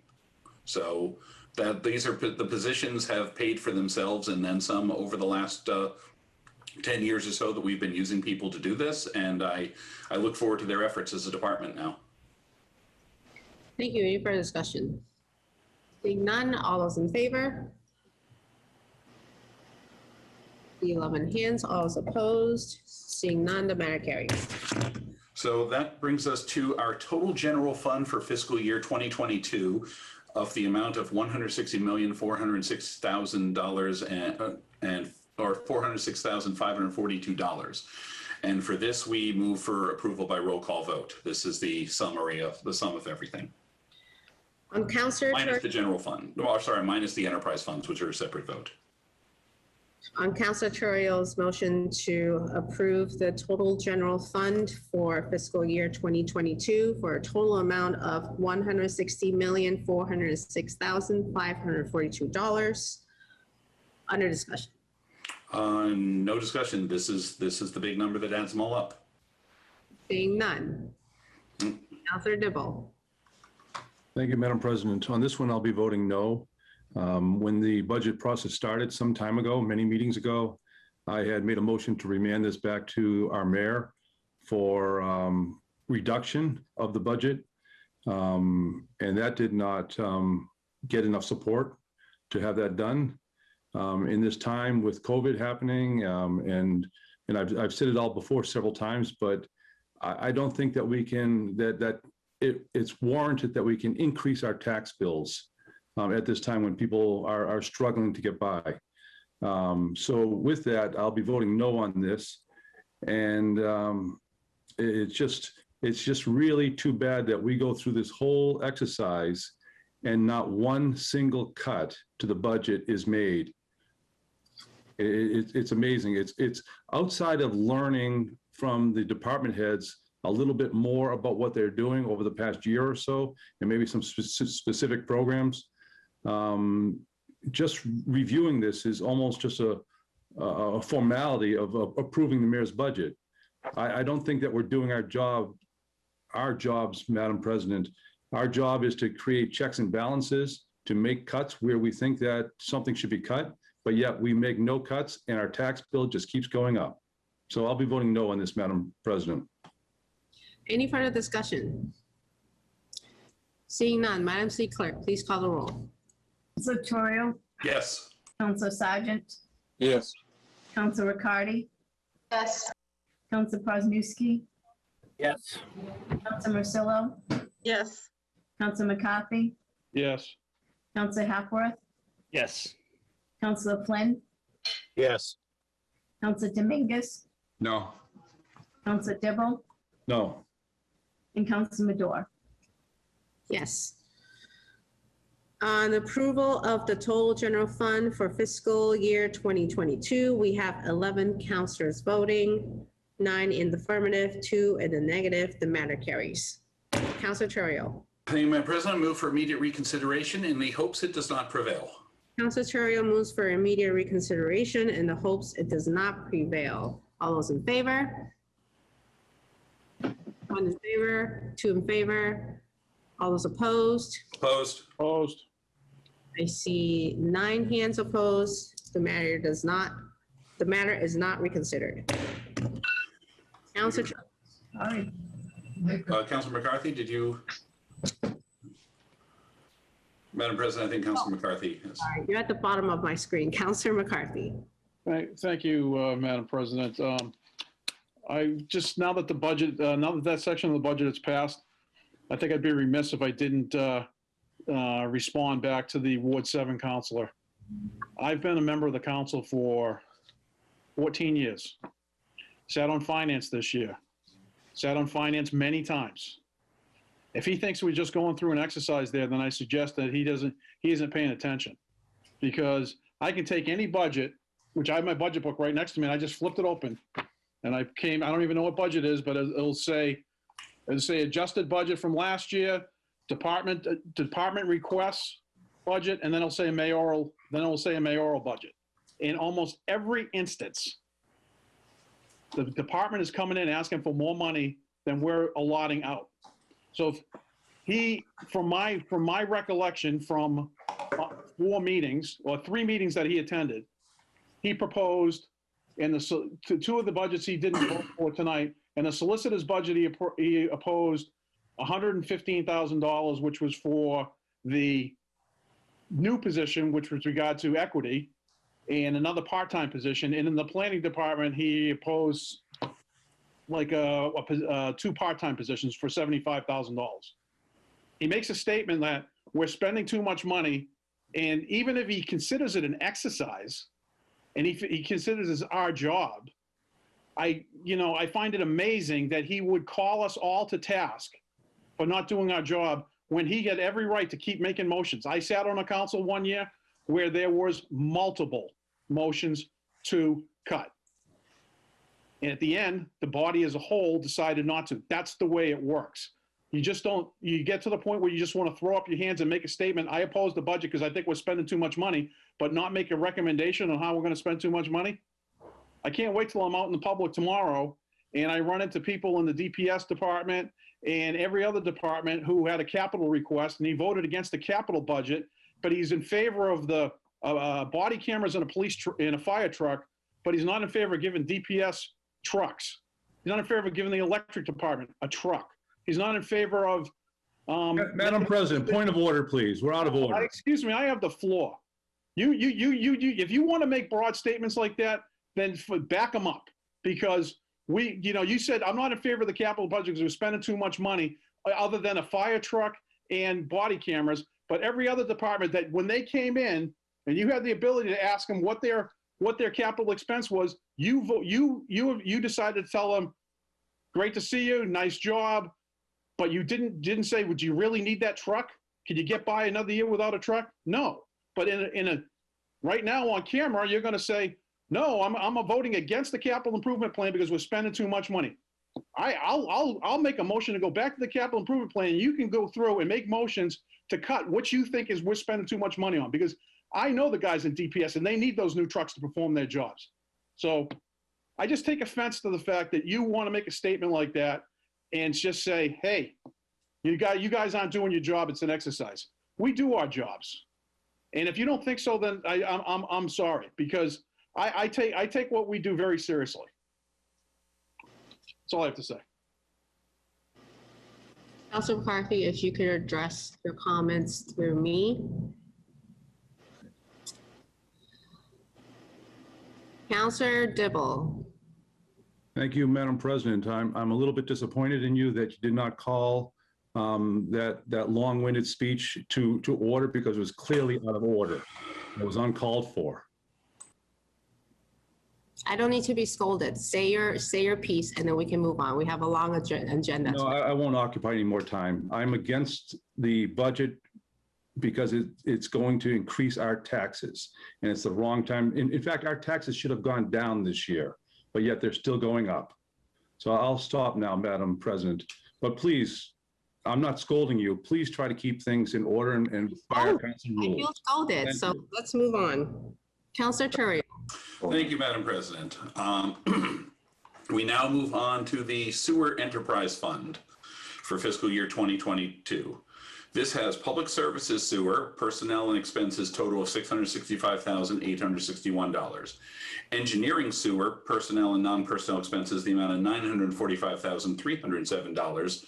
And then out of the Treasurer's Department, we have debt service of $1,930,488, short-term debt service of $47,000, our sewer assessment to the SESD of $4,735,813, and insurance deductibles of $5,000.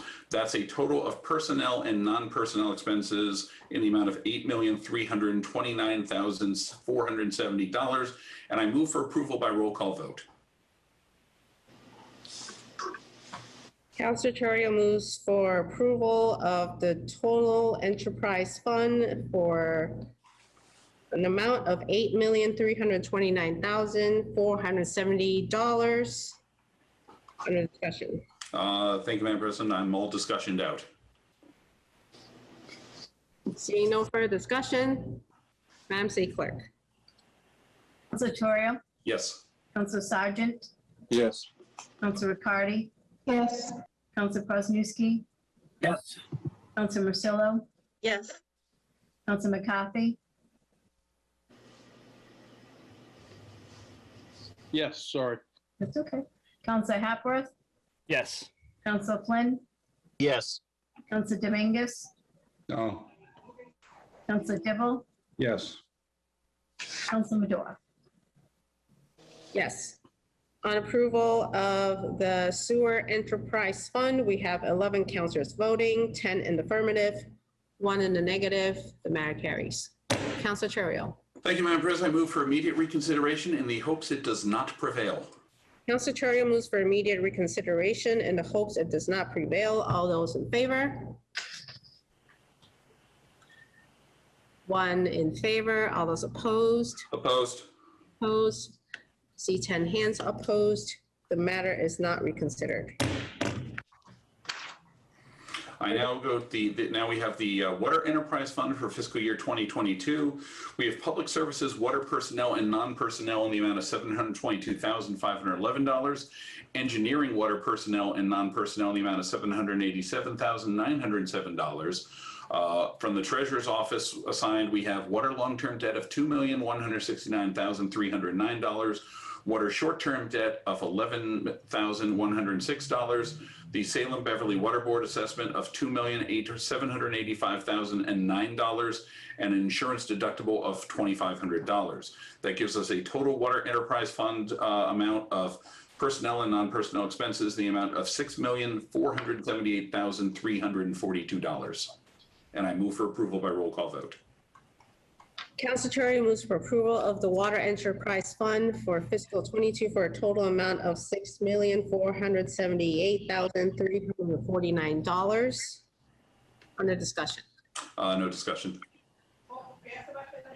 Seeing none, Madam City, please call the roll. Counselor Torrio, Yes.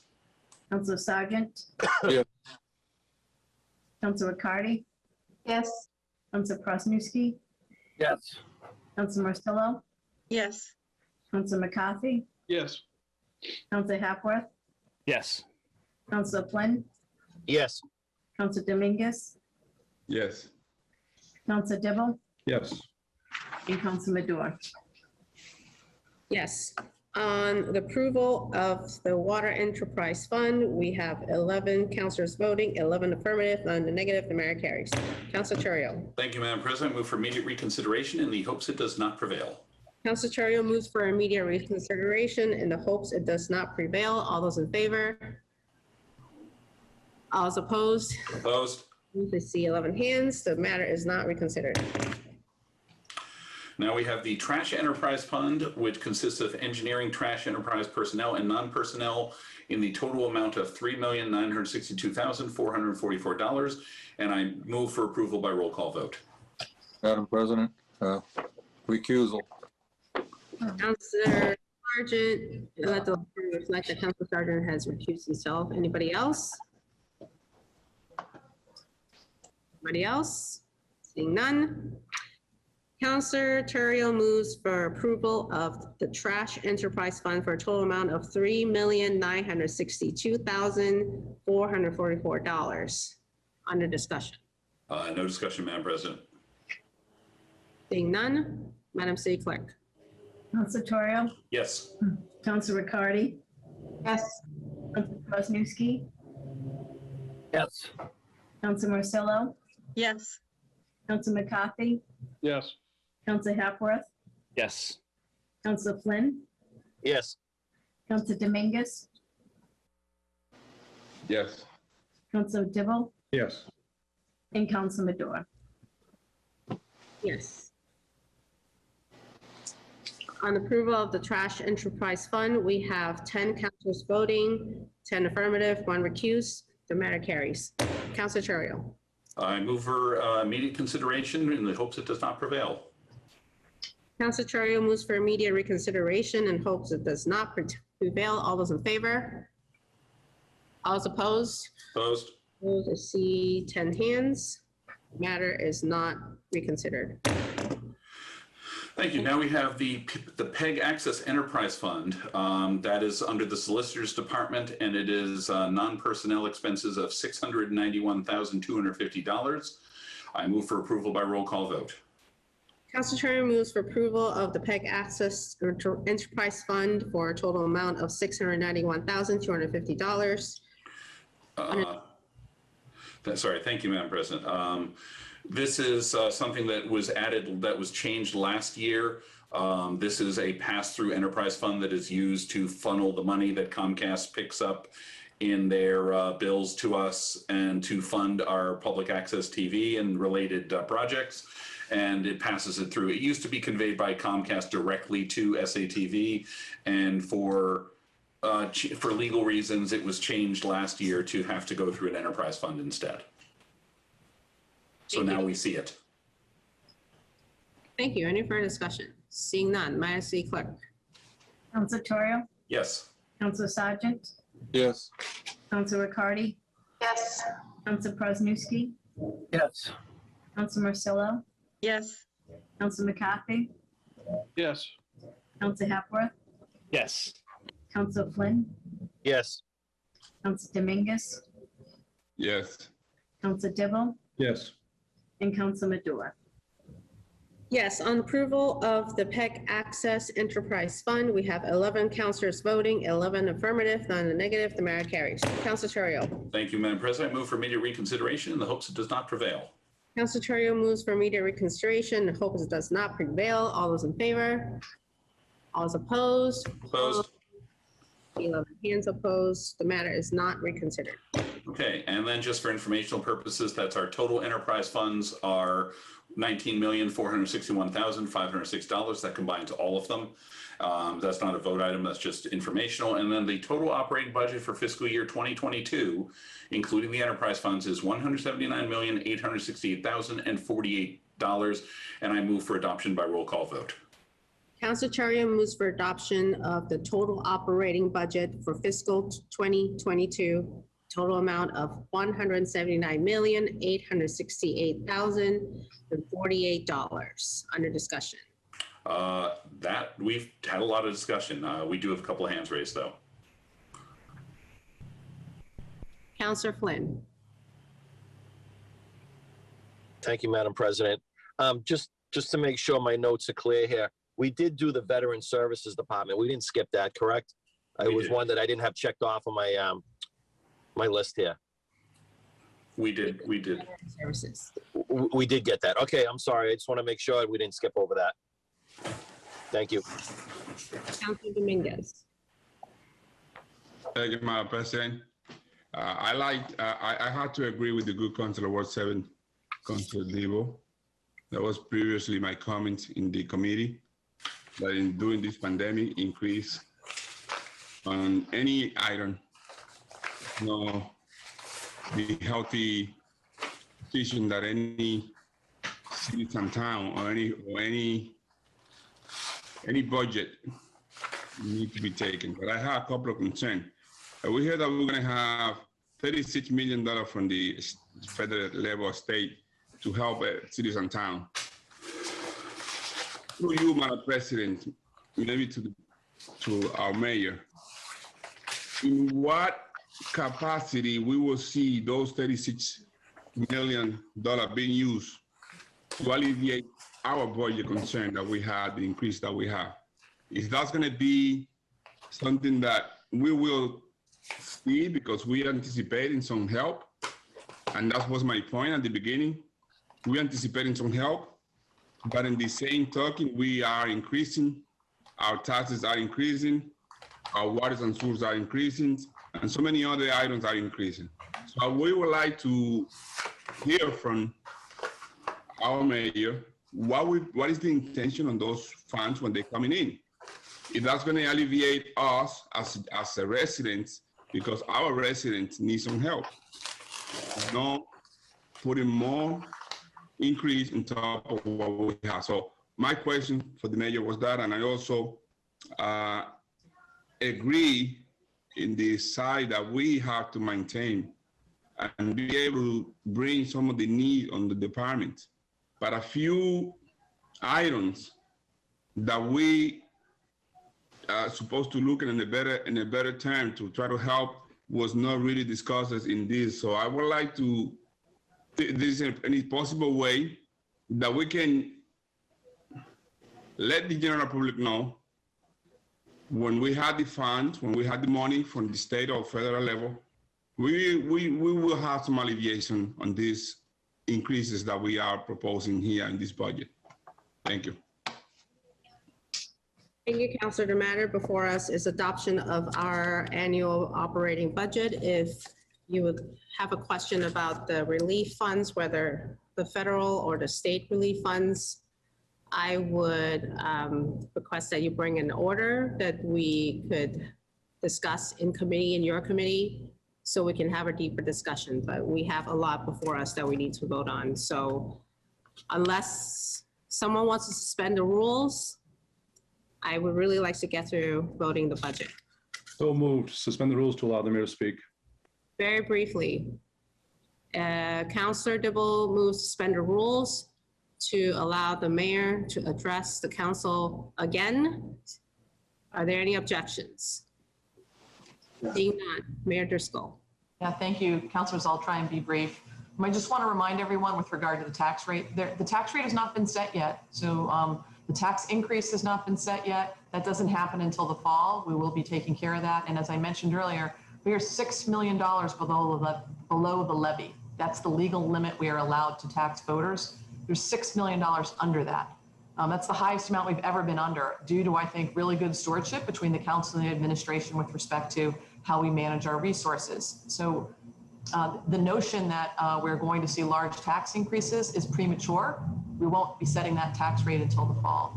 With respect to ARPA, Councilor, you may recall I sent an email to all of the members of the council informing them of what we expected to receive through ARPA, American Rescue Plan Act funding. approximately $35 million, a combination of direct federal aid to us and a pass through to the state for communities that are in Essex County. We haven't received any dollars yet, but we are looking forward to obviously receiving those. The federal government has set guardrails on what you can spend money on and what you cannot spend money on. It's sort of in 4 big buckets, including things like water, sewer, and utilities, broadband in particular. They have been explicitly clear that you cannot spend money to reduce taxes or to pay down pension obligation bonds. So I do feel, as I mentioned in the committee hearing, that some of these resources are going to be enable us to not have to spend as much on capital in the areas where we're allowed to.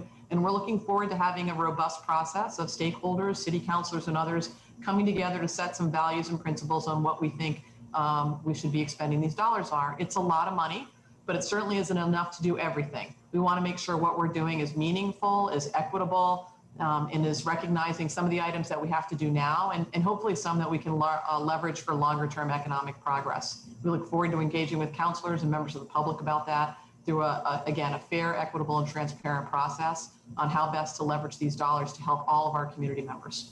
Thank you. Thank you. The motion is to adopt by roll call vote. Seeing no further discussion, Madam City Clerk. Council Torrio, Yes. Council Sargent, Yes. Council Riccardi, Yes. Council Prosnewski, Yes. Council Marcello, Yes. Council McCarthy, Yes. Council Hapworth, Yes. Council Flynn, Yes. Council Dominguez, No. Council Dibble, Oh. and Council Madore. Yes. On adoption of the total operating budget for fiscal 2022, we have 11 councilors voting, 9 in the affirmative, 2 in the negative. The mayor carries. Council Terrio. Thank you, Madam President. I move for immediate reconsideration in the hopes it does not prevail. Council Terrio moves for immediate reconsideration in the hopes it does not prevail. All those in favor? 2 in favor. All those opposed? Opposed? I see 9 hands opposed. The matter is not reconsidered.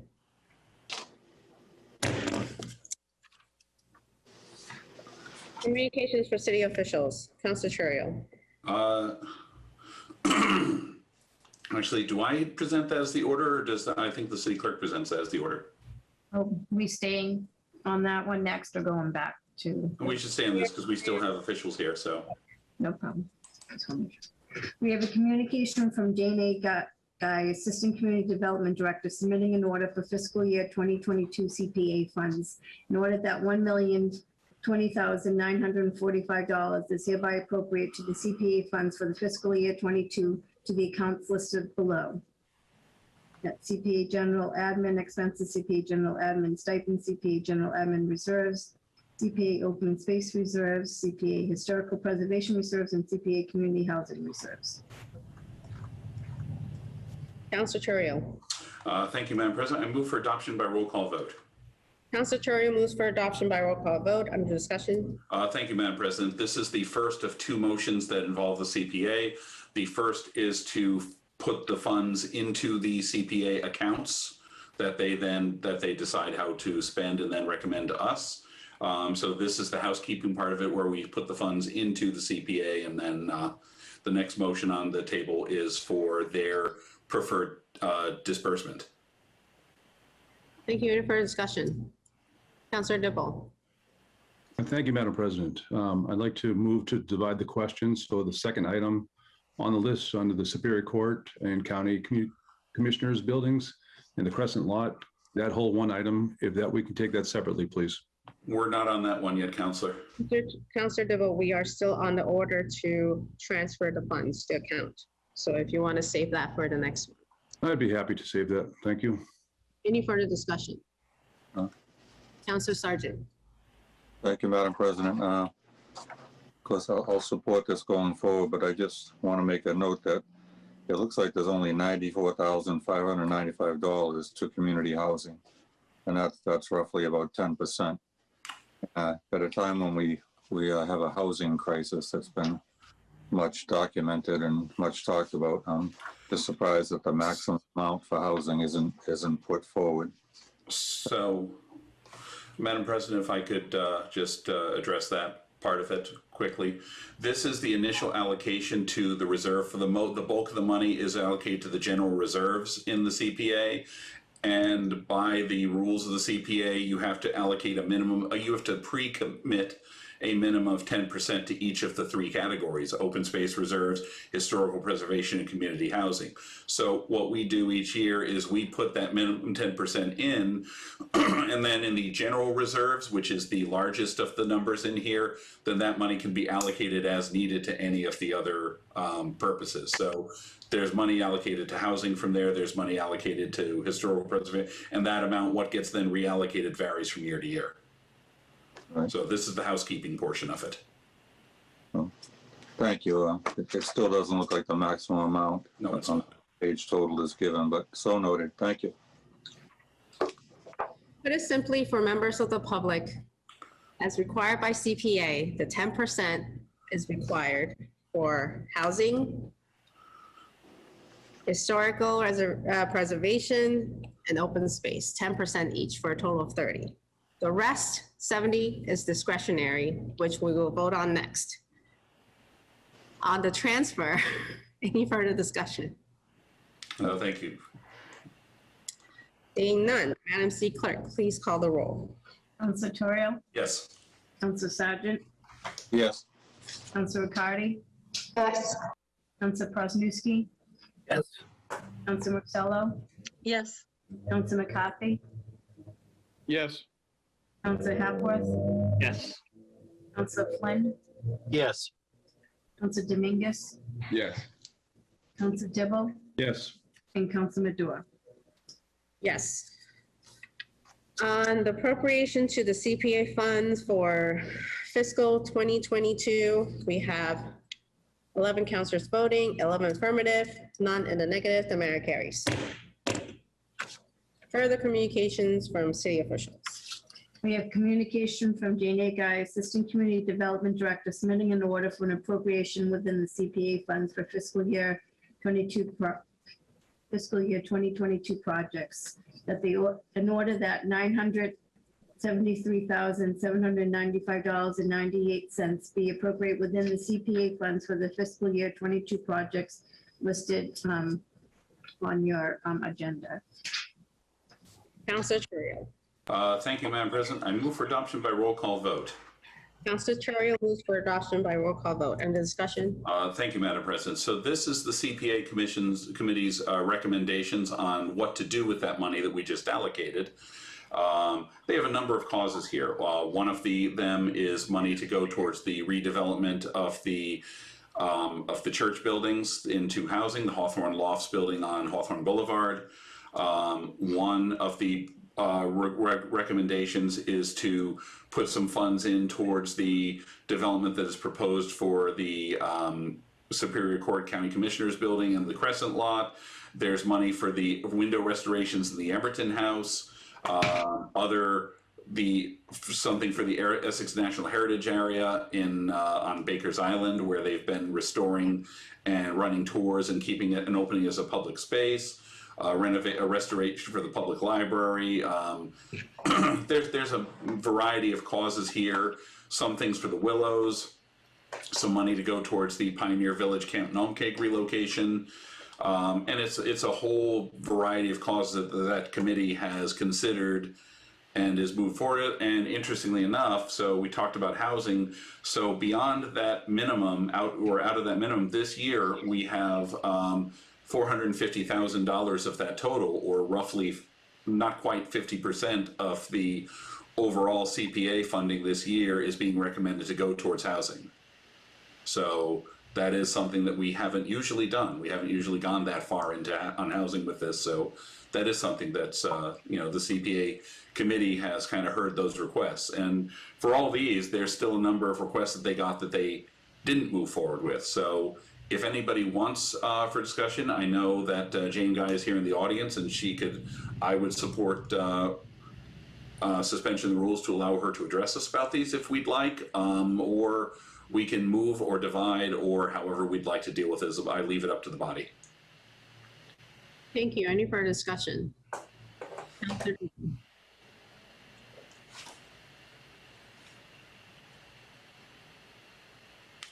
Counselor Dibble, I recognized you. My voice audio kicked out. So I apologize for that. Thank you for recognizing me twice then. I move to divide the question, please. Counselor Dibble moves to divide the question. Can you be more specific? As I stated earlier, and I thought we put a retainer on that, the second item on the Superior Court, would you please remove that one item? Counselor Terrio moves to divide. Counselor Dibble moves to divide. Excuse me? Counselor Dibble moved to divide. You'd said me. Oh, sorry. Did I say that?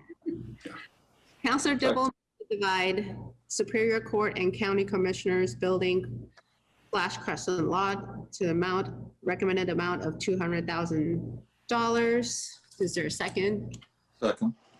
Seconded by Counselor Sargent. Under discussion. Counselor Dibble. Oh, Counselor McCarthy. I'm not opposed to dividing the question, but what's the reason? If we could. I mean, we're just dividing it for, what's the purpose of the division, I guess? I'm not opposed to it. What's the purpose of the division and what are you proposing to do with it, I guess? So through me, Counselor Dibble. Through you, Madam Chair, excuse me, Madam President, if you could just ask, I'm not opposed to the concept of the division. If you could just ask the Ward 7 Councilor what the purpose of the division is for. Counselor Dibble. As I stated earlier, Madam President, thank you. The purpose simply is to appease my friend, the Ward 1 Councilor, is that any councilor can divide any question.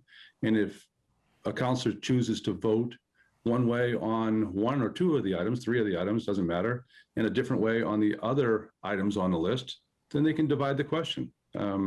He's fully aware of this. I'm not sure why he's asking the question. Thank you, Madam President.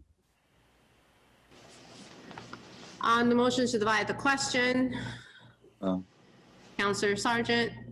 Thank you, Madam President. Yeah, I understand Council Dibble's request, and I hope people will support it so we can go forward and pass most of these things. But I've supported some funds for private groups before, such as the Women's Friends Society, the House of Seven Gables. But I just think this money to such a large developer is a little bit much for the CPA funds. I don't think that's what they were really intended for. So I support dividing the question, please. Thank you. Thank you. Any further discussion? On the motion to divide the question by Counselor Dibble, seconded by Counselor Sargent. All those, do a hand vote, right? Sure. All those in favor? I see 11 hands. All opposed. The matter is carried. Which one would we like to take up first? I would recommend, Madam President, we take up all the rest of them. Rest. So the motion to adopt the rest of the recommendation from the Community Preservation Committee by roll call vote under discussion. Thank you, Madam President. Just for clarification, that the total that we are voting on right now is $773,795.98. And it covers all the remaining projects that are in the CPA allocation. Good job. On the motion to adopt the CPC's recommendation for a total of $773,795.98. Under discussion. I have no discussion. The Ward 7 Councilor I saw had a request, so. Councilor Dibble. Thank you, Madam President. This is taxpayer dollars, tax dollars. And just like with the budget, we need to watch the purse strings on these. With regard to all of these issues, all these appropriations, I'm in favor of all of them except for the one that we have taken out. I'll be voting in support of them. putting money to help with, low-income housing and truly affordable housing, and helping some nonprofits and helping improve our parks and other things. That's what the intent of the CPA was. But the intent to assist private developers on private property, I don't believe that's the intent, in my opinion, but I'm entitled to my opinion. So I'll be voting in favor of these, and then I'll speak on the other one separately. Thank you. Any further discussion? Seeing none, Madam City Clerk, please call the roll. Counselor Toya, Yes. Counselor Sargent, Yes. Counselor Riccardi, Yes. Counselor Krasniewski, Yes. Counselor Marcillo, Yes. Counselor McCarthy, Yes. Counselor Papworth, Yes. Counselor Flynn, Yes. Counselor Dominguez, Yes. Counselor Dibble, Yes. and Counselor Madore. Yes.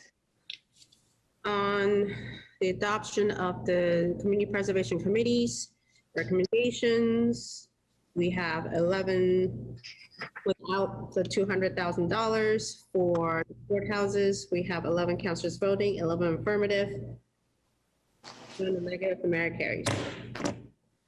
Next, we have the $200,000 recommended for the Superior Court and County Commissioners Building.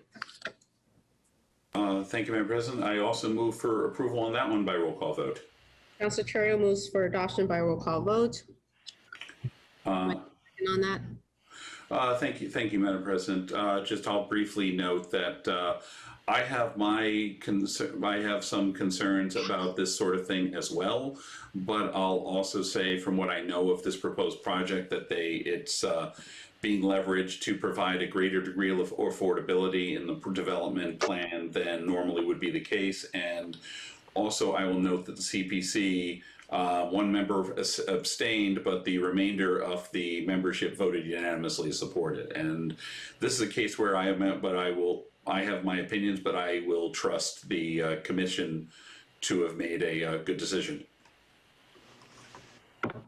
thank you. Councilor Marcillo. Thank you, Madam President. I've heard many people in the city and many people on this council say repeatedly that we need more affordable housing. This project, though we don't have tons of details, the one detail that stuck out to me was 57% of the units in this development will be income restricted. And because of that, the cost will be increased for the developer to create that housing. This doesn't just happen. There's not some magic wand that they can wave to create housing for cheaper for income restricted units. That doesn't happen. And so private development is how we get affordable housing, unfortunately, because the federal government does not fund affordable housing and hasn't for decades and decades. And so the only way right now that the city of Salem can do it is by building it ourselves, which will be a tax burden on our residents, or by helping private developers by negotiating and by asking for more affordability. This project, 57% income restricted. And this $200,000 from the funding here is going to be used to leverage the needed tax credits and other grant funding that they need, just like we get from the North Shore CEC when they build developments. It's the same thing. So I really do, I know it's not going to change any minds because I can see it on faces right now that it's not changing any minds, but I want to make it clear to the public, 57% income restricted units in this development. Thank you. Thank you. Any further discussion? Councilor Dibble. Thank you, Madam President. This is a combination of different city-owned properties, the former county 2 buildings and the Crescent lot at the parking lot, at the MBTA parking the train depot. Right now with this proposal, the developer is proposing a loss of 80 to 90 public spaces in the Crescent lot. Potential loss of even more spaces in the garage as they're presently negotiating with the MBTA to secure parking for their tenants to be able to park somewhere, because no parking is being proposed by the developer on their property. But yet other proposals that were submitted, not by this developer, by others, proposed quite a bit of parking, 2 levels of parking. I think it was 150, 180 spaces or so in one of the other proposals, and then parking in the other one as well. And these other developers did not propose a request of CPA tax dollars. They didn't request a tax break, but this one is. And we're looking, and again, this is tax money. We're looking at basically giving $200,000 to a private developer to build housing that will remain private. I'm against spending tax dollar monies this way, so I'll be voting against this. Any further discussion? Seeing none, Councilor Sargent, if you could assume the chair. I'll assume the chair. Thank you. Call on the council president or to Council Madua. Thank you, Mr. President. I feel the need to call out some of the misinformation that we heard tonight in the interest of supporting more affordable housing, the more thoughtful and the right way. I think there were commentary from my colleagues about how this proposal is pretty much said and done from wind development about the number of parking spaces and the number of housing units, the unit mix. And I want to be very clear that the developers have been actively engaging with the community, in particular through myself and the good Ward 6 Councilor Riccardi, to set up a community meeting, which I hope as many Salem residents could come and attend and hear about this very exciting proposal to reinvigorate this area of our downtown. And I also heard that this project is going to be developed on private land earlier, but then heard differently that this is going to be public land. And I want to be very clear that currently these properties, the Crescent Lot and the Superior Court and County Commissioners Building, are still public land and will have to be disposed through this body, through the land disposition ordinance. And then I also heard that these units will be private, and that is correct. And I'll be very clear that the city or any other developer is not in the business of building public housing unless there is a net increase of public housing units because of something called the Faircloth Amendment that was passed through the Constitution and by Congress. So I want to be very clear, because the issue of affordable housing is very complex. There is a lot of information to digest. And since this project is in my ward, I feel the need to call out some of the misinformation that might be spreading out there tonight or anywhere else. And I would love to invite everyone who is watching and listening tonight or later on to come to the community meeting and listen to what WIN has to say. And they will be taking the feedback from the community to incorporate into their proposal. This is not going to be an overnight project. There's a long road ahead for permitting, many, many years of permitting, in addition to many, many years of getting subsidies to build this affordable housing of nearly 60% in the project. So, and lastly, I will say that the other finalist, the JHR development proposal, in their pro forma, they had proposed using the Housing Development Incentive Program, which requires the project to build 80% market rate units. And it will require a nearly or more than $4 million over 10 years of tax abatement on the backs of Salem's taxpayers. So to forgive $4 million or to provide $200,000 for actually building affordable units or market rate units, I feel that this is a good investment. And I think many of you saw the front page news this morning in the Salem News. exactly how Wynn proposed to do this. So I just want to make that very clear. And again, we are working on a community meeting in a few weeks, and I invite everyone to attend to share your thoughts, to learn more about the project.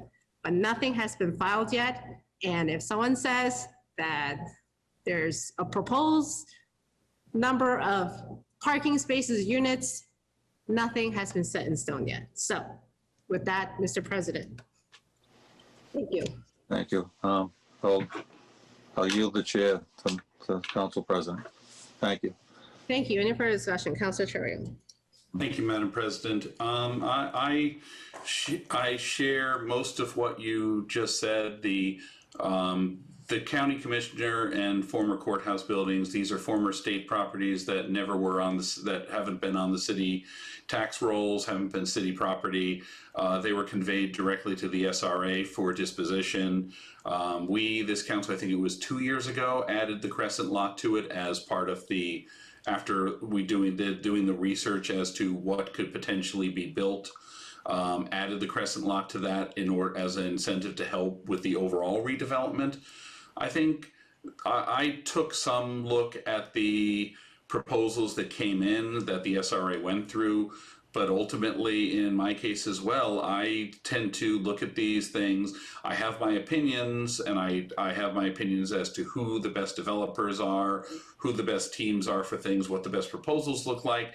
But ultimately, I trust the body that is responsible for making that decision to make a effective, reasonable decision. And I think, you know, they did a good job of weighing all the alternatives before they came up with it. Do I think everything about this project is, as it's currently forming, is ideal? No, I don't. But I do appreciate that they're working on a plan that would have a substantially larger affordability component than we've seen in pretty much any development in Salem outside of the North Shore CDC's developments forever, at least in my life in the city. So, you know, I appreciate the effort that's being gone to. I understand that there's a long road left to go. And if this allocation out of the CPA is something that helps get the job done and ultimately provides a lot, ultimately can help provide a lot of affordable housing units to people in Salem, then, you know, we should be trying to help this. Not all housing needs to be the fancy stuff with the granite countertops and the shiny stainless steel appliances. We need stuff that people can live in and afford, and we all talk about it. So this is a proposal that is a step in that direction. So thank you. On the motion to adopt, any further discussion? Councilor Sargent. Thank you, Madam President. Just quickly, I believe we did already vote to surplus the Crescent lot, but that's not the whole point tonight. And as I said, nothing is cast in stone with this. There's much still to be planned going forward, and much can change. And I look backwards towards the hotel on Mill Hill. We voted to surplus land there to help build that hotel. And what was finally built was so much different than the plan we saw when we voted to surplus the land. And it kind of took a little bit of my confidence away in doing something like that, because it changed 2 or 3 times, and it's such a large building on that hill now, and I've got many comments about it, but I believe with this plan, much can change. Salem Harbor CDC is a proven company that does 100% affordable housing. I'm perfectly willing to support them. This is a large developer. I think the jury's still out on how they'll be, and I'm just not willing to support this one. Thank you. Any further discussion? Motion to adopt. Seeing no further discussion, Madam City Clerk. Council Torrio. Yes. Council Sargent. No. Council Riccardi. Yes. Council Prosniewski. Council I'm sorry. Yes. Yes. Council Marcillo. Yes. Council McCarthy. Yes. Council Hapworth. Yes. Council Flynn. No. Council Dominguez. No.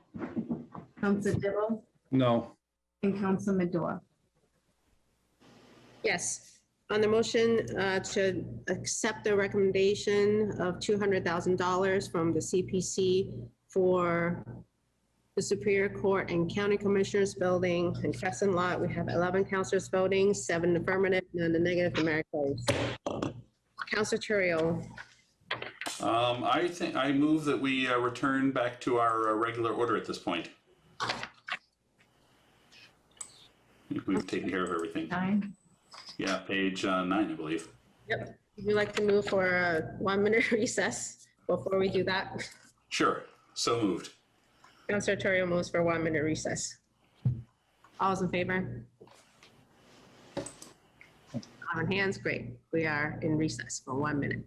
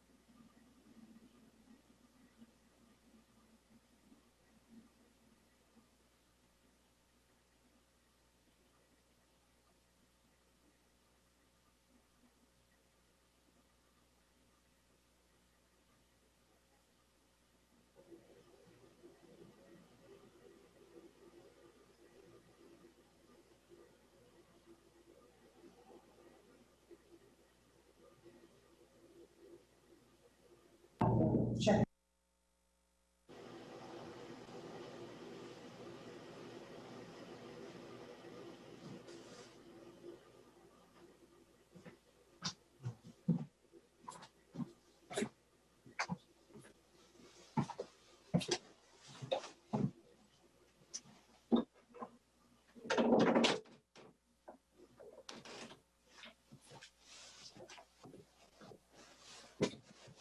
All right, who knows what page we're supposed to be on now? 9. Oh, we're in page 9. 9. Okay, thank you.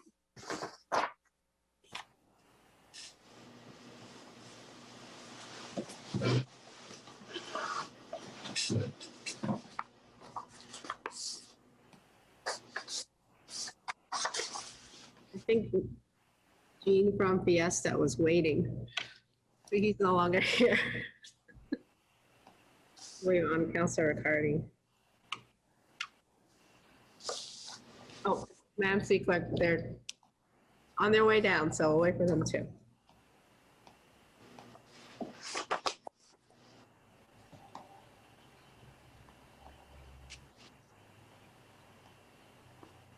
All right. Meeting's back in order. Back in session. We are on page 9, communications from the mayor.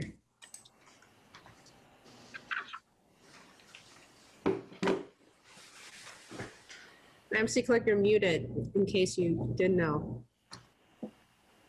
Thank you.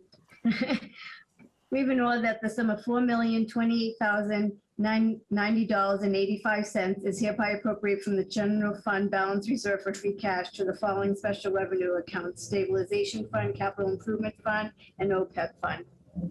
Councilor Terrio. Thank you, Madam President. I move for suspension of the rules. Councilor Terrio moves to suspend the rules. Seeing no objection, Councilor Terrio. Thank you, Madam President. I move for adoption by roll call vote. Councilor Terrio moves for adoption by roll call vote. Under discussion. Thank you, Madam President. This is something we do annually with portion of our free cash as it comes in. As it's certified for the year, we put some of it into our stabilization fund, put money back into our rainy day reserves. We put some into our capital improvement fund to help offset those costs. And we put some into our OPEB to help deal with our overall pension liabilities. So, and help close that gap beyond what we've allocated in the budget that we just passed. So this puts some extra money in out of our free cash and still leaves us with a good amount of it. Thank you. Any further discussion? Seeing none, Madam City Clerk, please call the roll. Councilor Terrio. Yes. Councilor Sargent. Yes. Councilor Riccardi. Yes. Councilor Presnowski. Yes. Councilor Marcillo. Yes. Councilor McCarthy. Yes. Councilor Hapworth. Yes. Councilor Flynn. Yes. Councilor Dominguez. Yes. Councilor Dibble. Yes. And Councilor Madore. Yes. On appropriation of free cash, we have 11 councilors voting, 11 affirmative, none negative. The matter carries. Further communications from the mayor.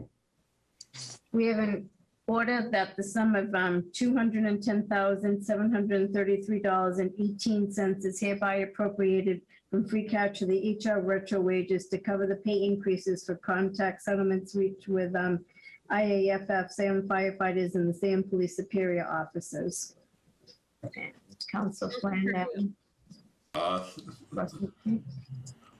Thank you, Madam President. I'll note that Councilor Flynn has recused himself, as this is his union. I move for suspension of the rules. Councilor Terrio moves suspension of the rules. Seeing no objection, Councilor Terrio. Thank you, Madam President. I move I for have to adoption. recuse myself also, Councilor Sargent. Thank you. Sergeant has recused himself as well. I also move for adoption by roll call vote. Councilor Terrio moves for adoption by roll call vote. Under discussion. Thank you, Madam President. So this is a case where we normally have a collective bargaining reserve, as we passed in the most recent in the budget tonight. This past year, we did not have a collective bargaining reserve established because we had a much more uncertain situation. So these are two unions that had their contracts, the superior officers and the firefighters union, that had their contracts open during the year, and they were resolved recently. So instead of transferring this out of the usual reserve that we would be approving, we're doing this out of free cash instead. Normally it's transferred out of human resources. Thank you. Any further discussion? Seeing none, Madam City Clerk, please call the roll. Councilor Terrio. Yes. Councilor Riccardi. Yes. Councilor Presnowski. Yes. Councilor Marcillo. Yes. Councilor McCarthy. Yes. Councilor Hapworth. Yes. Councilor Dominguez. Yes. Councilor Dibble. Yes. And Councilor Madore. Yes. On the appropriation for free cash, we have 9 councilors voting, 9 affirmative, 2 recused. The matter carries. Mayor's informational page, none. Motions, orders, and resolutions. Councilor Hapworth. Thank you, Madam President. In the year 2021, an ordinance to amend an ordinance relative to traffic, Chapter 42, Section 50B, handicap zones limited time, be it ordained by the City Council of the City of Salem as follows. Section 1, amending Chapter 42, Section 50B, handicap zones limited time is hereby amended by repealing the following. Repeal Mall Street, 1 handicap parking space in front of number 9 Mall Street for a distance of 20 feet. Section 2, this ordinance shall take effect as provided by City Charter. And I move for first passage by roll call vote. Counselor Happer moves for adoption for first passage by roll call vote. Under discussion. Thank you, Madam President. This is just a space on Mall Street that is no longer needed, and the residents there would like to park there. Thank you. Any further discussion? Seeing none, Madam City Clerk, please call the roll. Counselor Torrio, Yes. Counselor Sargent, Yes. Counselor Riccardi, Yes. Counselor Prosnewski, Yes. Counselor Morcillo, Yes. Counselor McCarthy, Yes. Counselor Hapworth, Yes. Counselor Flynn, Yes. Counselor Dominguez, Yes. Counselor Dibble, Yes. and Counselor Madore. Yes.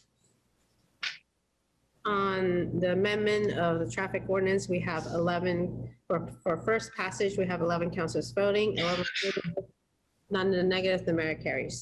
Further motions, orders, and resolutions. Counselor Persniewski. Thank you, Madam President. Ordered that the experimental safety zones shall be in effect for a trial period of 60 days from the time appropriate signage has been installed for the following traffic recommendations. The streets that are included are Buffum Street, Barstow Street, Dunlap Street, Chestnut Street, Fairfield Street, Cedar Street, Gardner Street, and Columbus Avenue. And I move that these be adopted by roll call vote.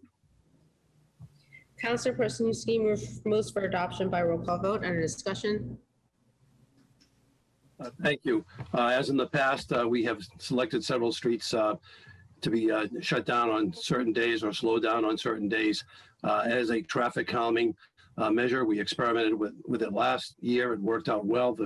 The complaints were very few. The residents of the areas enjoyed the quiet, and I think it's something that we should be carrying on in the future. Thank you. Any further discussion? Councilor Morcillo. Thank you, Madam President.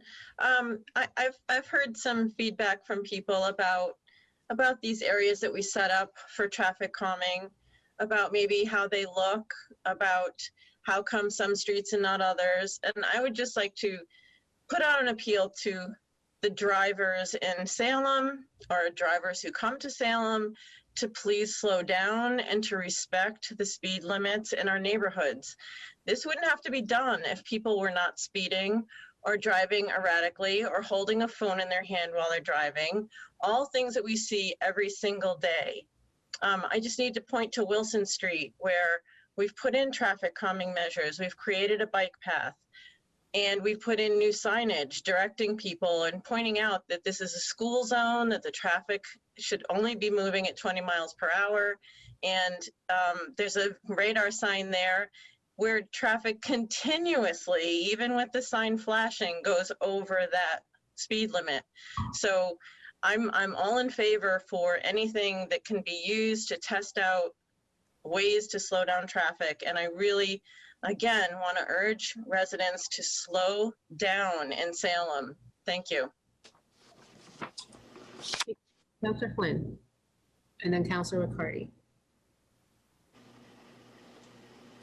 Councilor Flynn, you're muted. I'm sorry about that. Thank you, Madam President. Would I have to recuse myself if I have immediate family on one of these streets? There's no financial interest, so you're good. Okay, thank you. Councilor Riccardi. Thank you, Madam President. I just wanted to comment that I believe that these streets listed are for a slower speed designation. I don't believe any of these streets will be shut off to through traffic or any closures in that regard.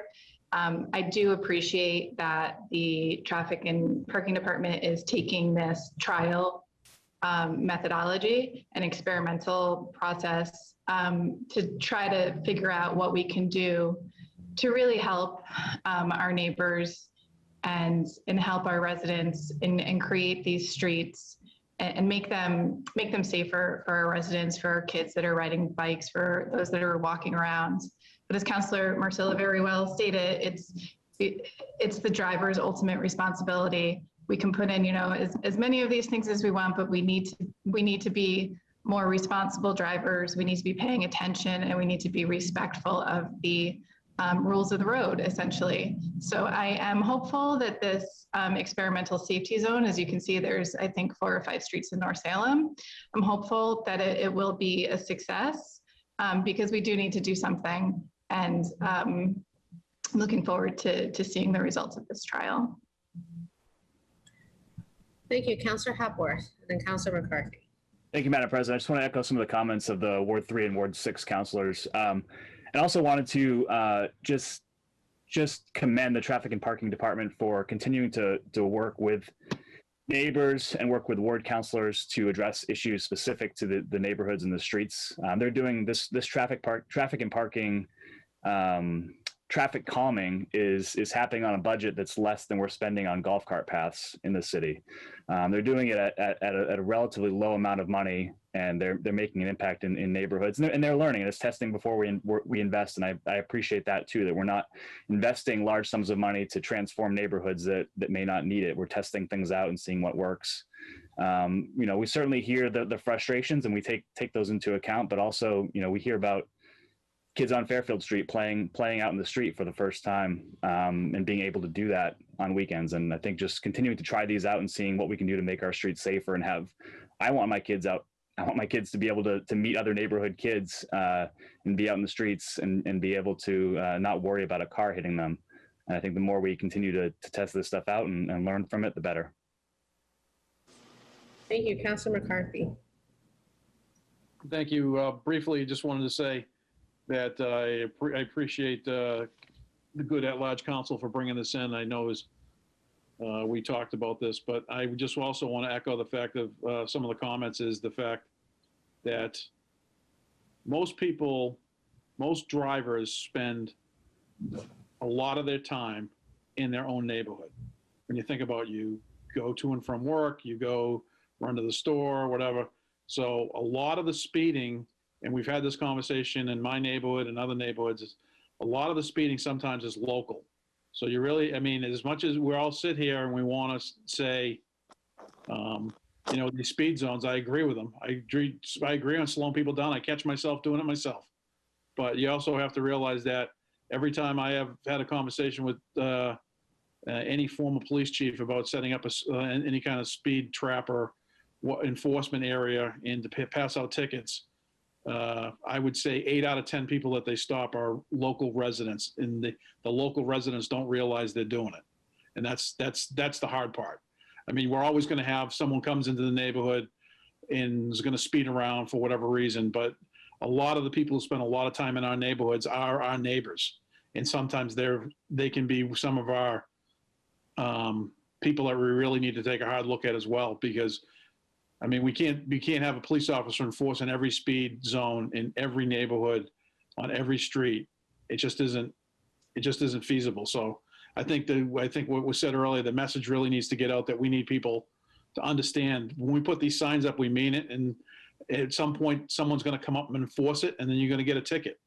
And that's going to be hard for you to realize. But hopefully, once you get that first ticket, you're going to realize, hey, I am one of the people that's an issue. So it's difficult because I don't want to ticket our residents either, but our residents have to understand they're not at fault either. I'm not going to say that they're the total problem, but it's part of it, because the people, when you spend most of your time around your house and your car. So I'll leave it at that. Thank you, Councilor Dibble. Thank you, Madam President. On this one, I can agree fully with the Ward 1 councilor. Good comments. Thank you. These are all relatively lower traffic streets, and typically you don't see major accidents happening on these streets for the most part. And if you do, it's really, really wrong. Hopefully some of these ideas or some other ideas can be used on the streets that we're having some major accidents on, like where our friend Officer Mazzola from the Salem Police Department died on Jefferson Avenue. That hillside coming down, heading south from the railroad tracks, that area opposite Doobies is notorious, with one resident there in Ward 7 having her car totaled twice, 2 different cars, a parked car, with just people speeding too much. And on Lafayette Street at the border of Salem and Marblehead back to Loring Avenue, the boundary between Ward 5 and Ward 7. I think the Ward 5 council would agree with me that cars simply go way too fast on that section of the road, and there have been several fatalities on that section. So we're talking two streets that have significant speeding going on, significant safety issues, fatalities, lots of accidents. And those two streets, they both need a lot more work. So I'd like to see attention put in there, as I've been requesting from the Traffic and Parking Board. So thank you, Madam President. This is a good topic. Any further discussion? Thank you. Any further discussion? Seeing none, Madam City Clerk, please call the roll. Council Torrio, Yes. Council Sargent, Yes. Council Riccardi, Yes. Council Kwasniewski, Yes. Council Marcillo, Yes. Council McCarthy, Yes. Council Hapworth, Yes. Council Flynn, Yes. Council Dominguez, Yes. Council Dibble, Yes. and Council Madore. Yes. On the order to put in place a trial safety zone period on these streets, we have 11 councilors voting, 11 affirmative, none negative. The matter carries. Further motions, orders, and resolutions. Councilor Sargent. Thank you, Madam President. City of Salem and City Council, June 10, 2021. Ordered that the regular meetings of the City Council for the months of July and August be combined and held on Thursday, July 15th, 2021. And I move for adoption. Councilor Sargent moves for adoption. Any discussion? Only that this is something we do every year. No further discussion. Seeing none. On Councilor Sargent's motion to adopt, all those in favor? The 11 hands, all those opposed, the matter carries. Further motions, orders, and resolutions. Councilor Dibble. Thank you, Madam President. In City Council, June 10th, 2021, ordered pursuant to Section 38 of the Rules and Orders of the City Council to discharge the temporary moratorium on the review of projects pertaining to the new construction on Salem floodplains and wetlands from OLA Committee and move said matter to the Community and Economic Development Committee of the City Council. And I move for adoption by roll call vote. On Councilor Dibble, Councilor Dibble moves for adoption by roll call vote. Under discussion. Councilor Dibble, you're muted. I'm surprised you couldn't hear me through the window. Madam President, I apologize. I took my finger off the button here. Yes, very briefly. On March 25th, 2021, the Salem City Council voted 10-1 to have this matter sent to OLA so that the language of the ordinance could be corrected. Subsequent to this vote, and after the city solicitor confirmed a moratorium is legal, the Ward 3 councilor, who is the chair of OLA, publicly wrote on multiple occasions that this matter will not be brought forward in OLA. Therefore, the matter needs to be discharged from OLA and moved to another committee where it will be worked on. Although one could understand certain items not coming up in the committee due to priorities or even availability of time, in this instance, the chair has arbitrarily and unilaterally made a decision that an item brought to the council by the public and voted 10-1 by this council to be worked on, in her words, will never see the light of day. So I move that, I've already moved, the matter be adopted by roll call vote. Thank you, Madam President. Thank you. Any further discussion? Councilor Terrio. Thank you, Madam President. So on this particular matter, I recall the original proposal, that moratorium order. I will say in my own fashion that was, without specifically saying who, I don't know who the original author, how it was worked together as a team or whatever, but it was, in my opinion and with my 9.5 years of experience on the city council, it was probably one of the broadest and worst propositions brought before the city council in my time here. It would have, had we adopted it, caused amazing harm to a lot of projects that were underway and minor things that were underway. It would have pretty much hobbled the Conservation Commission and simply there's no urgency there's no supreme urgency. We're not under constant assault of development and close to wetlands that justifies such an extreme action. I am glad that the Ward 3 councilor has not thus far wasted our time with this. That said, if the Ward 7 councilor wanted to rewrite this as a zoning ordinance or as an actual zoning action and submit it through the normal process to hold a joint public hearing with the planning board, to try and move that through the zoning process, which is where, if something that was going to be done in a legal fashion needed to be done, that would be the place to do it. If he wanted to withdraw this entirely and rewrite it in such a fashion that it could go through the public hearing process, well, then that would absolutely be his right. But as an ordinance, to put a moratorium on it, it was just beyond worthlessness, to put it that simply. So I will not. We have had many matters over the years that have remained in committee, for many worthier than this, that have sat in committee and never been pulled out. Some were simply discharged at the end of the year, some were carried over. But it is ultimately, typically, at the discretion of the committee chair to decide how to dispose of matters in a committee. And that's how this council works. The Ward 7 councilor is welcome to try and force the matter out. That's his right under the rules. I will absolutely not support it.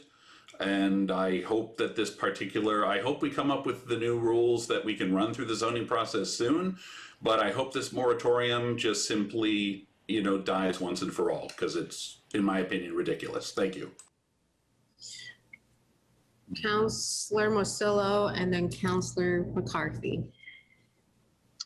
Thank you, Madam President. I won't get into the hypocrisy of other councilors telling a committee chair how to run their committee, although that's happened several times so far this year. I will say that first of all, there's two things. When the good Ward 7 councilor said something that I said and quoted me, I will say I never said that and I would never use those words. So I'm not sure where that came from. I will also say that what was neglected to say was in the city solicitor's memo on this item, that what she stated was that it's okay to do a moratorium on this if it's written correctly. If it's written as an ordinance change, which this was not, and if it has an end date certain, which it did not. So then the question is, and this is where my opinion comes in, and by the way, no counselors have approached me about this topic at all, about bringing it up in committee. Not one person on my committee and not any other counselor has approached me to bring this up in committee. I will say that it's not our job in OLA to rewrite someone's poorly written attempt at an ordinance change. It's not our job. Thank you. Thank you. Councilor McCarthy. Councilor McCarthy, if you could unmute yourself. I apologize. Thank you, Madam President. I guess I'm not going to get into a debate about this. My question is procedurally. The way the order is written, it says it takes a majority of the committee or 2/3 of the city council. Are you going to take a vote of the committee first, and then take a vote of the council, or how does that work procedurally? And I will say that This is my 14th year on the city council, and I've never seen this. I've never seen another council, even though it's in the rules, I've never seen anyone asked to do, I can't remember anyone asking to do this, so procedurally, I don't know which vote you take first. And I would maybe defer to Council Sargent. He's been on the council a little longer than I have. I don't think, I can't remember someone taking a vote to try to force something out of committee. So I just procedurally, I want to know, I just want to know it's the committee first, then the council as a whole. Thank you. Thank you. Councilor Sargent, do you have any advice for us?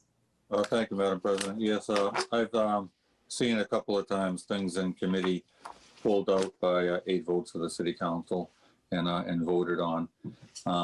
I've seen things change from one committee to another before, but I can't remember the reason they did it, whether it was just something that was vague and could be any of the committee, or something in community and economic development that may have run into a legal issue and then had to go to legal affairs committee.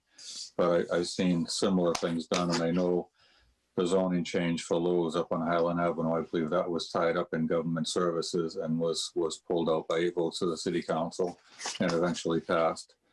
I will speak later, but in case Council McCarthy still needs to speak, I'll yield for now.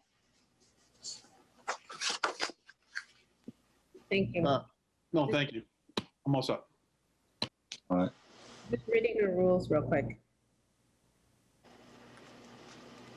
So the rule, section 38, discharging matters from committee, it specifically states that it can only be discharged from such committee with a majority vote of such a discharge by members of the committee or a 2/3 vote. So we can go either way. I mean, 2/3 vote of the city council. Councilor Turiel. Thank you, Madam President. Just as a point of order on that, the writing on that is the 2 ways of discharge would be for that committee to meet on it and discharge it with a with a majority vote. So if it's held, if a committee meeting is held in OLA on the topic, and then they vote to it, there's no circumstance that I could see in which that refers to forcing a committee vote on the floor of a general city council meeting. So the only mechanism there would be to force it out by a matter of a 2/3 vote of the city council. Thank you. And it is my opinion, if we ask members of the committee, as a committee, to take a majority vote, then it would violate open meeting law, because the quorum of the committee is meeting to take a vote without a public notice of that vote or meeting. So that's my opinion, and I would agree with the good Ward 5 councilor's interpretation of Rule 38. I agree too. Councilor Sargent, thank you. Thank you, President. I believe you're exactly right. It's the normal procedure when a committee meets to discharge it by, 3 of the 5, a majority of the committee. But we're not in a committee meeting, and you're right about that, I believe. So the second way to take it out would be by 8 votes of the city council at a city council meeting. So with that, any further discussion? Well, I just had, now that we're done talking about the rules, I just wanted to, just a quick on the, the moratorium. It is very broad, but I believe if you wanted to, you could have a committee meeting, tie up the loose ends, change wording, maybe leave it in committee, maybe recommend it to the planning board for their recommendation, things like that. If you were to decide, you don't have to. Very, very few things come out of committee with the exact wording they went in with. So it's just, I'll yield the floor after that. Thank you. Thank you, Councilor. Councilor McCarthy, you had your hand up. I would just concur with your interpretation of the rules. Well done. As you talked through it, it made total perfect sense. The only way to move this out right now would be with the 2/3 vote of the city council. So thank you. Madam C. Clerk, you wanted to share something? Right. Now, I just want to say, I believe it happened once that I can recall a few years back, and they just took it was a roll call vote of the full council. Okay, thank you. Counselor Dibble. Thank you, Madam President. I'll be very brief. This is my second time speaking on this. Whether you agree or disagree with the contents of the moratorium, what was written in it or not, and how it was presented, I think it deserves at least a meeting on it to discuss it. Then perhaps we all vote against it, or perhaps we all vote in favor of it, or some combination. But to have it simply squashed without having the meeting, this council voted 10-1 to put into committee to straighten it out. I agreed fully that the document was needed a lot of work. I didn't agree with it when it was submitted.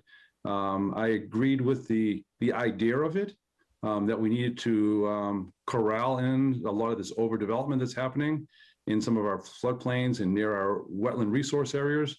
And clearly the document needed some work, but does an ordinance need to be submitted to us and be perfect for us to accept it? No, we've written in community and economic development in the past, and public health safety, well, I think all 5 committees, maybe not finance, but the other 4 anyway, they've all in turn have handled creating different ordinances and procedures on a whole host of different topics. So this is on development, and I propose that it go into community and economic development, which is where it belongs. And all I'm simply asking for is that we put it there, we hold a discussion on it, and maybe we never even bring it out of committee, but we should at least hold a discussion on it. It was put forward to us, voted 10-1 to have a discussion to work out the details. Let's take a crack at it. So I'll be supporting this, Madam President. Thank you. Any further discussion? Seeing none, Madam C. Clerk, please call the roll. Council Torrio, No. Council Sargent, Yes. Council Riccardi, No. Council Prosnewski, Council Marcillo, I'm sorry, I hear Counselor Presnewski. no, Can't hear you. I can't hear you. I can. Since I have a, Oh, yeah. You said can you hear me now? Yes. Okay, my vote is no. That's good. Council Marcillo, No. Council McCarthy, No. Council Hapworth, No. Council Flynn, Yes. Council Dominguez, Yes. Council DeVoe, Yes. and Council Madua. no. On the order to discharge the matter on temporary moratorium from OLA, we have 11 councilors voting. 7 in the negative, 4 in the affirmative. The matter does not carry. You're off to page 29. Oh. Petitions. Held from the last meeting, request from B&S Fitness to hold their annual Devil's Chase. No scooters. 6.66 Creepy Clown, 3.33 Road Race in Houston City Streets on October 23rd, 2021. Councilor McCarthy. Thank you, Madam President. I would move to, if we could hold this for another, till the next meeting again. I had a conversation with the Park and Rec Director last week about this, and I don't know if she's been able to get BNS down to the field. I don't know if anyone's been down, but since we've started the construction of the quote-unquote Hill project, we've moved temporary parking that's all coned off into the field. And that's typically where they stage their race. And if they can't stage their race there and there's no parking available, it'll become an issue. So we still haven't had that conversation with them. I don't think they've been down. So if we could hold it for just one more meeting, I'll make sure that I get a definitive answer one way or the other. Councilor McCarthy, move that this be held to the next meeting. Further petitions. We have petition from Verizon Wireless to install a telecommunications at 204 Lafayette Street. Hearing ordered June 24, 2021.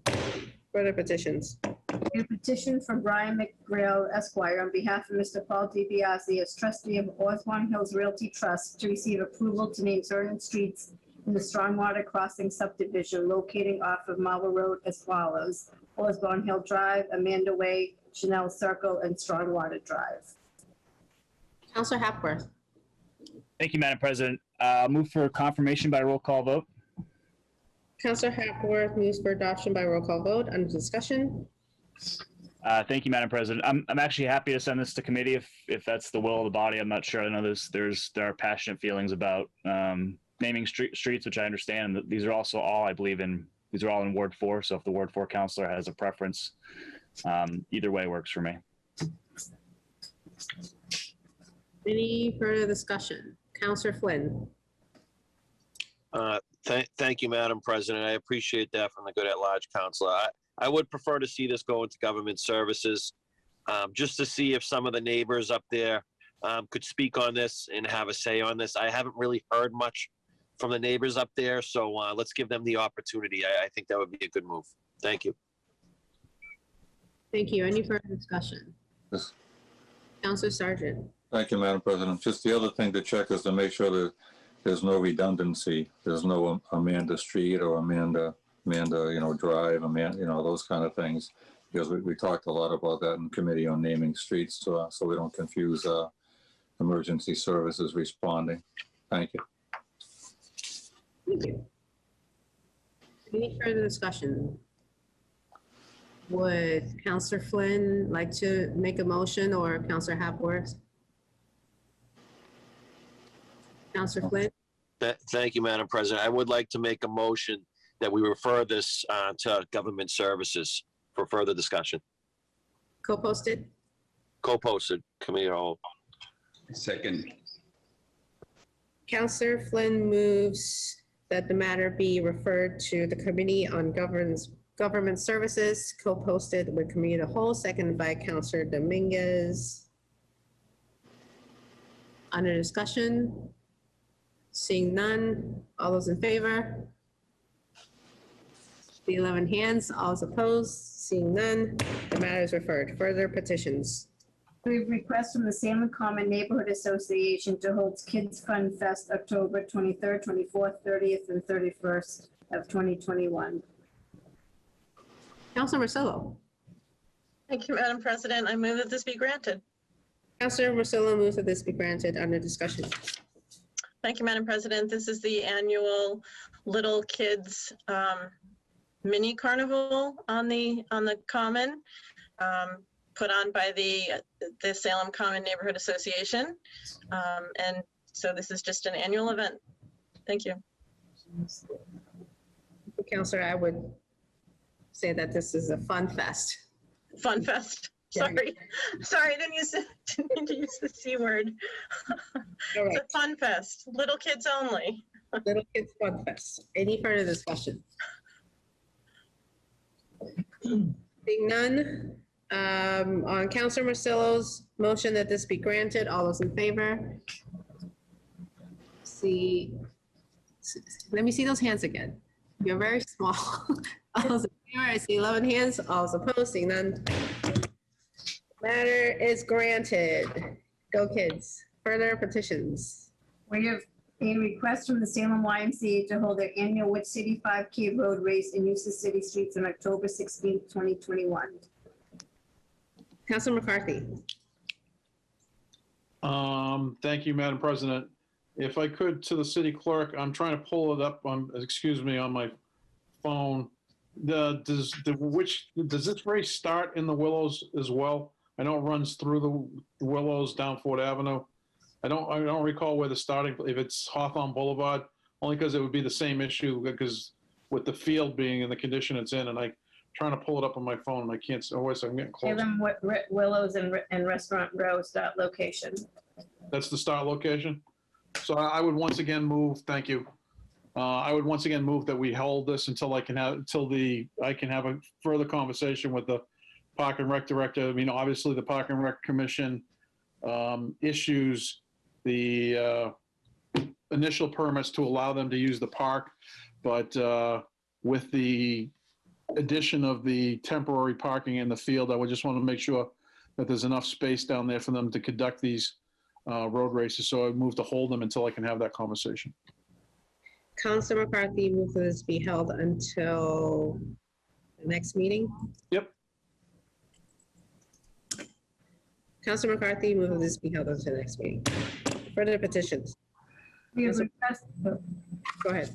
We have a request from the Park Recreation Community Services to hold their annual Derby Street Mile Road Race and use the city streets on August 20th, 2021. Councilor McCarthy. It's getting paved too, right?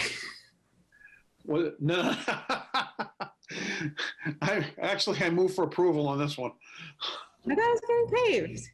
No, they're not. No, that's not getting paved. This one runs right down Derby Street. It's a family fun run, actually. Okay, Councilor McCarthy moves that this be granted under discussion. Thank you. It's obviously we didn't have the event last year. I know they just started the initial planning processes for it, but it's a unique race. It goes the wrong way down Derby Street. It starts at up by SCSD on Ford Avenue, runs down Ford Avenue, down Derby Street the wrong way, and ends up at the historic site, the National Park Historic Site. And it's actually a fun race. A lot of families run it, a lot of kids run it, and it's a quick race. It's only a mile. They do 2 heats, and it's usually over within an hour. I think when we did it 3 years ago, I think by the time we were done, it was like 45 minutes. So it's kind of a quirky little race, but it's a lot of families come out and run it. So, and it benefits totally the Park and Rec Department. So I move for approval. Any further discussion? Seeing none, on Councilor McCarthy's motion to approve, all those in favor? The 11 hands, all those opposed. Seeing none, the mayor carries.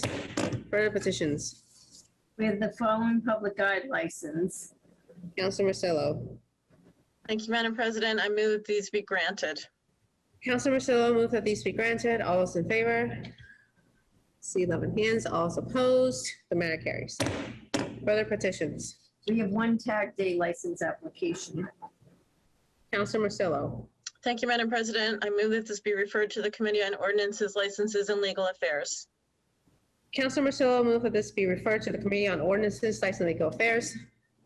All those in favor?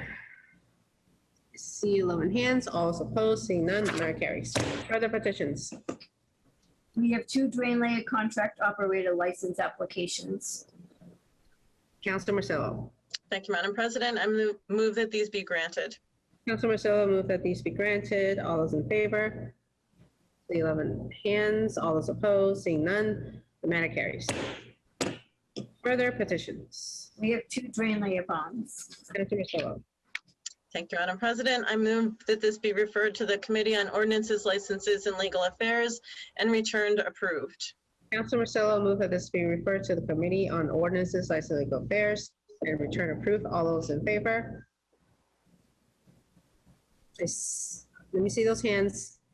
I see 9 hands. All those opposed? Seeing none, the matter carries. Unfinished business.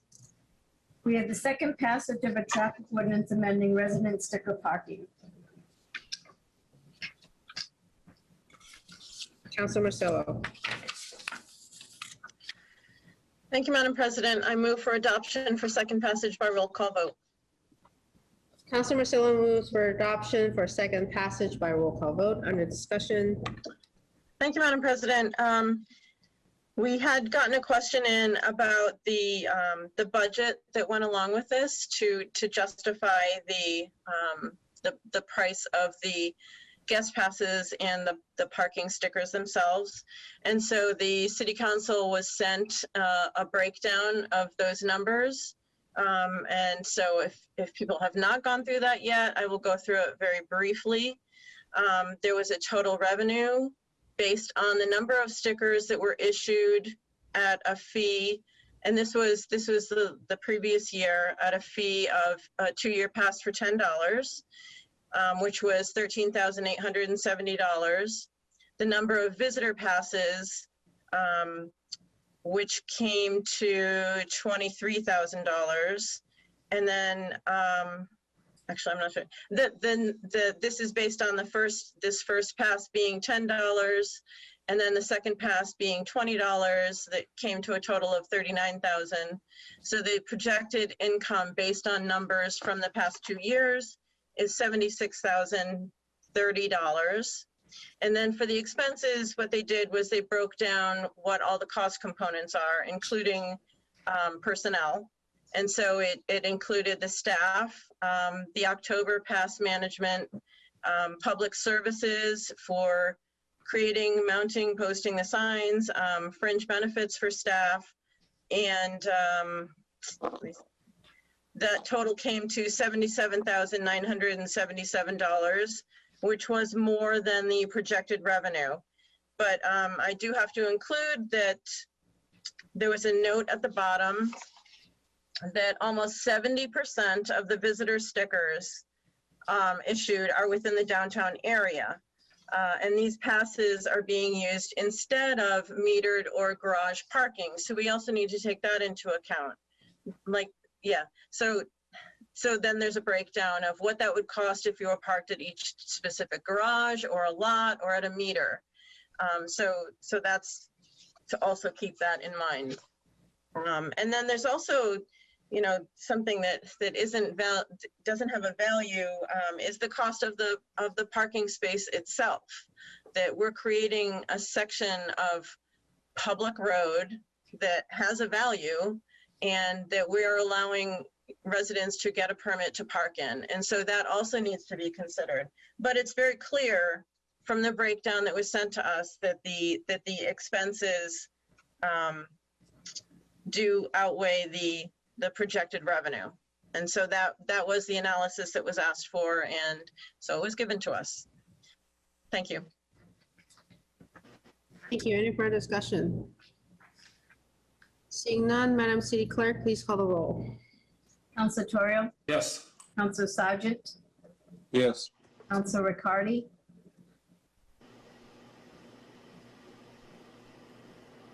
yes, She says yes. I can hear her. sure, yeah, okay. Council Prosnewski, Yes. Council Marcillo, Yes. Council McCarthy, Yes. Council Hapworth, Yes. Council Flynn, Yes. Council Dominguez, Yes. Council Dibble, Yes. and Council Madore. Yes. On adoption of the ordinance amendment on resident sticker parking or traffic and parking ordinance, for second and final passage, you have 11 councilors voting, 11 affirmative, none in negative, the matter carries. Further unfinished business. We have a second passage of an ordinance amending short-term rentals. Councilor Marcillo. Thank you, Madam President. I move for adoption for second passage by roll call vote. Councilor Marcillo moves for adoption for second passage by roll call vote. Under discussion. Thank you, Madam President. Once again, these were two changes to the short-term residential rental ordinance that would make the affordable accessory dwelling unit and the principal dwelling unit ineligible to be used as a short-term rental. And then the second change was to clarify and strengthen the definition of primary residence. Thank you. Councilor Hapworth, do you need to recuse yourself for this one? I do. Thank you. Thank you. Any further discussion? Being none, Madam City Clerk, please call the roll. Council Torrio, Yes. Council Sargent, Yes. Council Riccardi, Yes. Council Prosnewski, Yes. Council Marcillo, Yes. Council McCarthy, Yes. Council Flynn, Yes. Council Dominguez, Yes. Council Dibble, Yes. and Council Madore. Yes. On the second and final passage of the short-term rental ordinance, we have 10 councilors voting, 10 affirmative, 1 recused. The matter carries.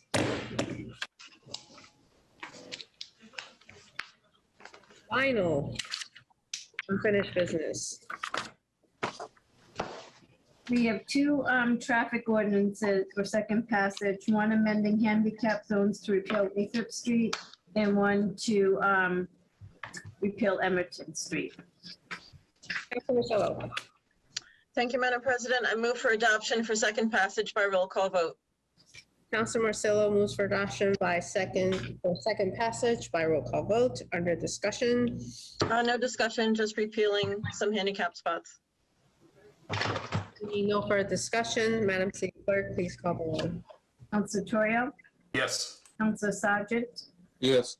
Councilor Riccardi, Yes. President Steve, Yes. Councilor Marcello, Yes. Councilor McCarthy, Yes. Councilor Hapworth, Yes. Councilor Flynn, Yes. Councilor Dominguez, Yes. Councilor DeVoe, Yes. and Councilor Madore. Yes. On the second and final passage of the 2 handicap accessible parking spaces, repealing the 2 spaces, we have 11 councilors voting, 11 affirmative, 9 in the negative. The matter carries. Councilor Terrio. Thank you, Madam President. Point of personal privilege. Councilor Terrio asked for a point of personal privilege. Seeing no objection, Councilor Terrio. Thank you, Madam President. I just want to say quickly that with the official state of emergency ending next week and the legislature probably extending the ability to do remote meetings for a little while afterwards, I look forward to soon actually sitting in our seats in council chambers and not playing Hollywood Squares anymore. I would say that our President McCarthy last year and you this year have done a really good job managing this, and our city clerk has done an outstanding job of adapting to this system that we've been surviving on for the last year plus. I'll be really glad to see it over soon, and I look forward to hopefully new rules coming from the state that will allow us to still meet in person while taking advantage of this sort of technology to allow more people to participate. So I think we really, it's a really good example ultimately. And the one thing I do appreciate over this last year plus has been how so many more people that we don't usually ever see in these meetings have been able to make the time and join our public meetings remotely. And I know there was a lot of fuss about this at the beginning, and I think it's worked way better than I could have ever hoped, but I'm still glad that it's almost over. Thank you. Thank you. Agreed. Councilor Flynn. Council Flynn, you're muted. Sorry about that. Thank you, Madam President. I'd like to ask for a point of personal privilege as well. Councilor Flynn asked for a point of personal privilege. Seeing no objection, Councilor Flynn. I would just like to one more time congratulate our new police chief, Chief Miller. It was a pretty awesome ceremony the other day. The words that he said really encouraged me to believe that the right choice was made to lead our police department. It was pretty emotional seeing his wife pin his badge on him with his daughter by his side. I just want to again say congratulations and good luck, and he has the support of our city council moving forward. Thank you. Thank you. Councilor Sargent, you had your hand up. Yeah, thank you, Madam President. Before I adjourn, a point of personal privilege also. It's been a long time having these remote meetings, and they've worked fairly well, but there's nothing like a live meeting, and we can supplement them that way, of course. But I just think it'd be kind of ridiculous for the state legislature to allow us to fill Boston Garden for a basketball or a hockey game and fill Fenway Park for a baseball game, but we somehow can't have a city council meeting in city council chambers. And that's my humble opinion, but it doesn't make sense, and it doesn't add up if you can do one and not do the other. So if nobody else has any personal privilege, I'll call for adjournment.